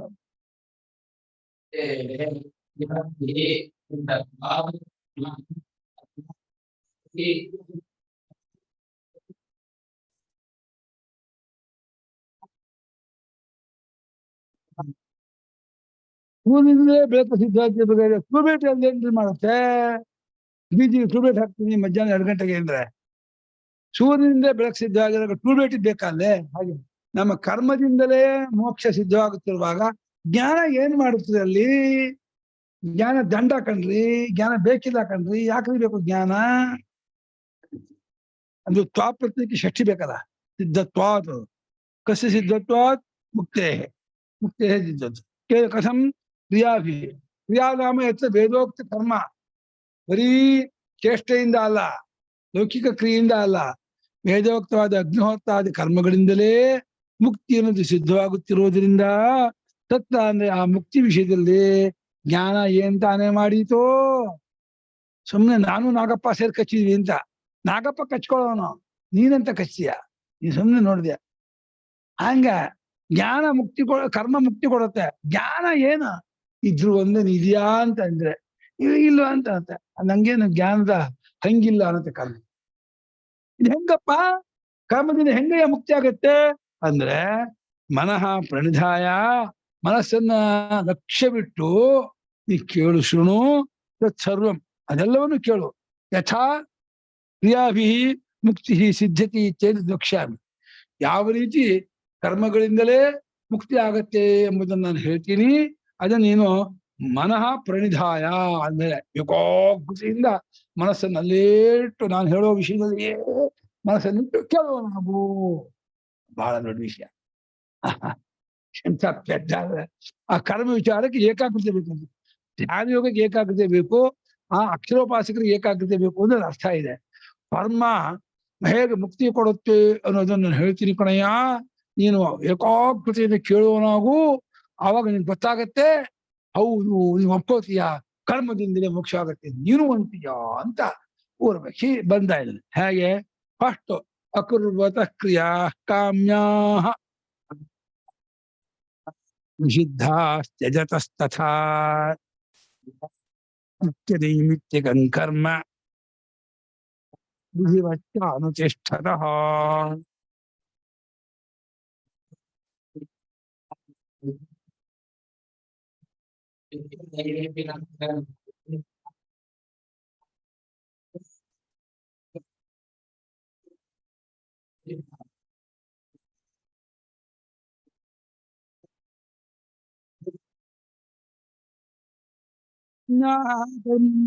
ಕಾಮ್ಯಾ ಕ್ರಿಯಾ ಅಕುರ್ವತ. ಕಾಮ್ಯ ಕ್ರಿಯೆಗಳನ್ನು ಮಾಡ್ಬಾರ್ದು. ಪ್ರಜಾಕಾಮನು, ಪಶುಕಾಮನು, ರಾಮಕಾಮನು ಅಂತ ಹೇಳಿ ಆ ಕಾಮನು ಮಾಡುವಂತಹ ಕರ್ಮಗಳಿದೆಯಲ್ಲ, ಕಾಮಿಯಾದವನು ಮಾಡುವಂತಹ ಕರ್ಮಗಳು ಯಾವ್ಯಾವ್ದಿದೆಯೋ ಆ ಯಾವ ಒಂದು ಕರ್ಮವನ್ನು ಮಾಡದೇ ಇದ್ದವರಾಗಿರ್ಬೇಕು. ಅಕುರ್ವತಃ ಸೃಷ್ಟಿ, ಅಕುರ್ವತಃ ಪುರುಷಸ್ಯ ಅಂತ. ಯಾವ ಕಾಮ್ಯಕರ್ಮವನ್ನು ಮಾಡದೇ ಇದ್ದವನಿಗೆ. ಹಾಗೆ ಸರ್ವಾಹ ನಿಷಿದ್ಧಾಹ ತ್ಯಜತಃ. ನಿಷಿದ್ಧಾಹ ಕ್ರಿಯಾಹ, ಎಲ್ಲಾ ನಿಷಿದ್ಧ ಕ್ರಿಯೆಯನ್ನು ಒಂದು ಇರುವೇನು ಹೊಡಿಬಾರ್ದು, ಒಂದು ಜುರ್ಲೇನು ಹೊಡಿಬಾರ್ದು, ಒಂದು ಸೊಳ್ಳೆನು ಹೊಡಿಬಾರ್ದು, ಒಬ್ರಿಗೂ ಬೈಬಾರ್ದು, ಒಬ್ರಿಗೂ ನನ್ಬಾರ್ದು, ಒಬ್ರಿಗೂ ದ್ರೋಹ, ಒಂದೇ ಒಂದು ಪಾಪವನ್ನು ಸ್ವಪ್ನದಲ್ಲೂ ಮಾಡಬಾರ್ದು. ತ್ರಿಕರಣದಿಂದಲೂ, ದೇಹದಿಂದಲೂ, ಇಂದ್ರಿಯದಿಂದಲೂ, ಮನಸ್ಸಿಂದಲೂ ಒಂದೇ ಒಂದು ಪಾಪವನ್ನು ಮಾಡಬಾರ್ದು. ಹಾಗೆ ಈ ತ್ರಿಕರಣದಿಂದಲೂ ಒಂದೇ ಒಂದು ಕಾಮಕರ್ಮವನ್ನು ಮಾಡಬಾರ್ದು. ಮನಸ್ಸಿಂದಲೂ ಏನನ್ನು ಬೆಳೆಸಬಾರ್ದು, ಇಂದ್ರಿಯದಿಂದಲೂ ದೇಹದಿಂದಲೂ ಕರ್ಮ ಬೆಳೆಸಬಾರ್ದು. ಮತ್ತೆ ವಿಧಿವಚ್ಚ ವಿಧೋ ಶಾಸ್ತ್ರೋಕ್ತ ರೀತಿಯಿಂದ ನಿತ್ಯ ನೈಮಿತ್ತಿಕ ಕರ್ಮ ಅನುತಿಷ್ಠತಃ. ಶಾಸ್ತ್ರ ಹೇಳಿದ ಹಾಗೇನೆ ಅಗ್ನಿಹೋತ್ರಾದಿ ಶಾಸ್ತ್ರ ತಪ್ಪದೇನೆ ನಿತ್ಯ ಕರ್ಮ ಯಾವುದೋ ಅಗ್ನಿಹೋತ್ರಾದಿಗಳು, ನೈಮಿತ್ತಿಕ ದರ್ಶಪೂರ್ಣ ಮಾಸ ಆದವು ನಿಮಿತ್ತ ಬರುತ್ತೆ, ಅಮಾವಾಸ್ಯೆ ಇಟ್ಕೊಂಡು ಬರುತ್ತೆ, ಪೌರ್ಣಮಾಸ ಇಟ್ಕೊಂಡು ಬರುತ್ತೆ, ಹಾಗೆ ಆಗ್ರಹಣ ಇಷ್ಟಿ ಬರುತ್ತೆ, ಚಾತುರ್ಮಾಸ್ಯ ನಿಮಿತ್ತ ಬರುತ್ತೆ. ಇನ್ನು ಗ್ರಹಣ, ಸಂಕ್ರಮಣ, ಇನ್ ಬೇರೆ ಬೇರೆ ಶಿವರಾತ್ರಿ ಇಟ್ಕೋ, ಪೌರಾಣಿಕ ಕರ್ಮ ಇಟ್ಕೋಬೇಕಾದ್ರೆ ನಿಮಿತ್ತ ಶ್ರಾದ್ದ ನಿಮಿತ್ತ ಇಟ್ಕೊಂಡು ಬರುತ್ತೆ. ಅಮಾವಾಸ್ಯೆ ಶ್ರಾದ್ದ ತರ್ಪಣ ಕೊಡೋದು. ಒಟ್ಟು ನಿಮಿತ್ತ ಇಟ್ಕೊಂಡು ಬರೋದೆಲ್ಲ ನೈಮಿತ್ತಿಕ ಕರ್ಮ. ಡೈಲಿ ಮಾಡುವಂಥದ್ದು ನಿತ್ಯ ಕರ್ಮ. ಆ ನೈಮಿತ್ತಿಕ ಕರ್ಮದು ನಿತ್ಯ ರೂಪವಾದ ನೈಮಿತ್ತಿಕ. ಕೆಲವು ಇದೆಯಲ್ಲ ನೈಮಿತ್ತಿಕ ಕರ್ಮದಲ್ಲೇ ಗೃಹದಾಹ ಎಷ್ಟಿದೆಯಲ್ಲ, ಅದು ಮನೆ ಸುಟ್ರೆ ಅವನು ಇಷ್ಟಿ ಮಾಡ್ಕೋಬೇಕು. ಮನೆ ಸುಟ್ಟಲ್ಲದೆ ಇಷ್ಟಿ ಮಾಡ್ಕೊಬೇಕು. ಅದು ವರ್ಷ ಬರಲ್ಲ, ಬರ್ಬೇಕು ಅಂತ ಏನಿಲ್ಲ. ಅವನ ಜೀವನ ಬರ್ದೇನೆ ಇದ್ಬಿಡ್ಬೋದು. ಗಮ್ಮ. ಇನ್ನು ಯಾವ್ದೋ ನಿಮಿತ್ತ ಇಟ್ಕೊಂಡು ಮಾಡ್ತಾನಲ್ಲ, ಇವಾಗ ನಮ್ಮ ಮಗನಿಗೆ ಬಹಳ ಸೀರಿಯಸ್ ಆಗ್ಬಿಡ್ತಪ್ಪ, ಸಿಕ್ಕಾಪಟ್ಟೆ ಹುಷಾರತಪ್ಪಡ್ತು, ಕೈಕಾಲು ನಡುಗ್ತಾ ಇದೆ ಅಗ್ನಿಹೋತ್ರಿಯಾದ ತಂದೆಗೆ. ಅವಾಗ ಅವನು ಕಾಮಿಕರ್ಮ ಮಾಡ್ತಾನೆ. ಹೋಯ್ತು, ನಿತ್ಯತ್ವ ಹಾಳೋದು. ನಿಮಿತ್ತ ಇಟ್ಕೊಂಡು ಮಾಡಿದ್ರು ನಿತ್ಯತ್ವ ಹೋಗ್ಬಿಡುತ್ತೆ. ಆ ನಿಮಿತ್ತವನ್ನು ಅದು ಕಾಮಿಕರ್ಮವೇ. ಮಹಾಲಯ ಕಾಮಿಕರ್ಮವೋ ನಿತ್ಯಕರ್ಮವೋ? ಕಾಮಿಕರ್ಮ ಮಾಡ್ಬೇಕಾಗಿಲ್ಲ ಅಂತ ಆಗತ್ತಲ್ಲ, ಒಪ್ಸಲ್ಲ, ಮಾಡದೇ ಇರೋದು ಒಪ್ಪಲ್ಲ. ಅಯ್ಯೋ ನಿರಾಶಾ ಪಿತೃ ಯಾಂತಿ ಶಾಪಂದತ್ವ ದಿವಂಗತಾಹ ಅಂತ, ನಿರಾಶಾ ಪಿತೃ ಭೂತ್ವ ಶಾಪಂದತ್ವ ದಿವಂಗತಾಹ ಅಂತ. ಆ ಮಹಾಲಯ ಪಕ್ಷದಲ್ಲಿ ಏನಾದ್ರು ಮಗ ಪಿತೃದ್ದೇಶವಾಗಿ ಒಂದು ಮಾಡ್ಲಿಲ್ಲ ಅಂತ ಅಂದ್ರೆ ಬರ್ತಾರಂತೆ, ಆ ಕನ್ಯಾ ಮಾಸದಲ್ಲಿ ನೋಡ್ತಾರಂತೆ, ನನ್ ಮಗ ಮೊಮ್ಮಗ ಮಾಡ್ತಾರಂತೆ. 1 ವರ್ಷ ಕನ್ಯಾಯಾಮ್ ಸಿಗ್ತದೆ, ಕನ್ಯಾಯಾಂಗಕ್ಕೆ ಸಿಗ್ತದೆ, ಕನ್ಯಾ ಮಾಸಕ್ಕೆ ಸೂರ್ಯ ಬದುಕುಲೇ ಬರ್ತಾರಂತೆ. ಆ ವೃಶ್ಚಿಕ ದರ್ಶನ ಅಲ್ಲಿವರೆಗೂ ಕಾಯ್ತಾರಂತೆ.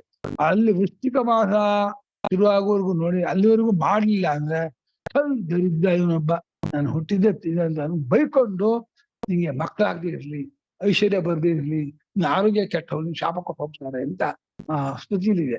ಶಾಪಂದತ್ವ ದಿವಂಗತ. ಅದೇ ನಿತ್ಯವೋ ನೈಮಿತ್ತಿಕವೋ ಅವ್ರದ್ದು ಶಾಪ ತಗೊಳ್ಳೋ ಗ್ರಾಚಾರ.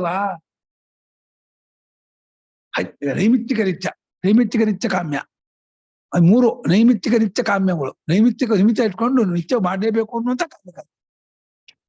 ನೈಮಿತ್ತಿಕ ನಿತ್ಯ ಕಾಮ್ಯ, ಇಂಥ ಕರ್ಮ ಒಂದು ಇದೆಯೇನಪ್ಪ. ಒಟ್ಟು ಅವ್ರು ಹೇಳೋದು ವೈದಿಕವಾದ ನಿತ್ಯ ಕರ್ಮ ಅಗ್ನಿಹೋತ್ರಾದಿಗಳು, ನೈಮಿತ್ತಿಕ ಅಂದ್ರೆ ದರ್ಶಪೂರ್ಣ ಮಾಸಾದಿಗಳು. ಆ ಕರ್ಮವನ್ನ ವಿಧಿವತ್ತಾಗಿ ಶಾಸ್ತ್ರೋಕ್ತ ಅನುಷ್ಠಾನ ಮಾಡುತ್ತಿದ್ರೆ ಯಾಕೆ ಮೋಕ್ಷ? ಯಾಕೆಂದ್ರೆ ಕಾಮ್ಯಕರ್ಮ ಮಾಡ್ತಿಲ್ಲವಾದ್ರಿಂದ ದೇವಾದಿ ಜನ್ಮ ಬರುದು, ನಿಷಿದ್ಧ ಮಾಡದೇ ಇದ್ದಿದ್ರಿಂದ ಪಾಪ ಜನ್ಮ ಬರುದು, ಪ್ರತ್ಯಯ ಪರಿಹಾರಕ್ಕೆ ನಿತ್ಯಕರ್ಮ ಮಾಡ್ತಾ ಇರೋದ್ರಿಂದ ಪ್ರಾರ್ಧ ಅದು ದೋಷವೂ ಬರಲ್ಲ, ಪ್ರಾರ್ಧನೆಗೂ ಶ್ರಮಿಸ್ಬಿಡ್ತಾರೆ, ಆಗೋಯ್ತು. ಮತ್ತೆ ಮುಂದಿನ ಜನ್ಮಕ್ಕೆ ಜಯ ಇಲ್ಲ, ಕರ್ಮವೇ ಇಲ್ಲ, ಆಯ್ತಲ್ಲ ಮೋಕ್ಷ. ಯಾತಕ ಆತ್ಮಜ್ಞಾನ ನಾಳೆ ಹೇಳ್ತಾನೆ. ಟೈಮ್ ಆಯ್ತು.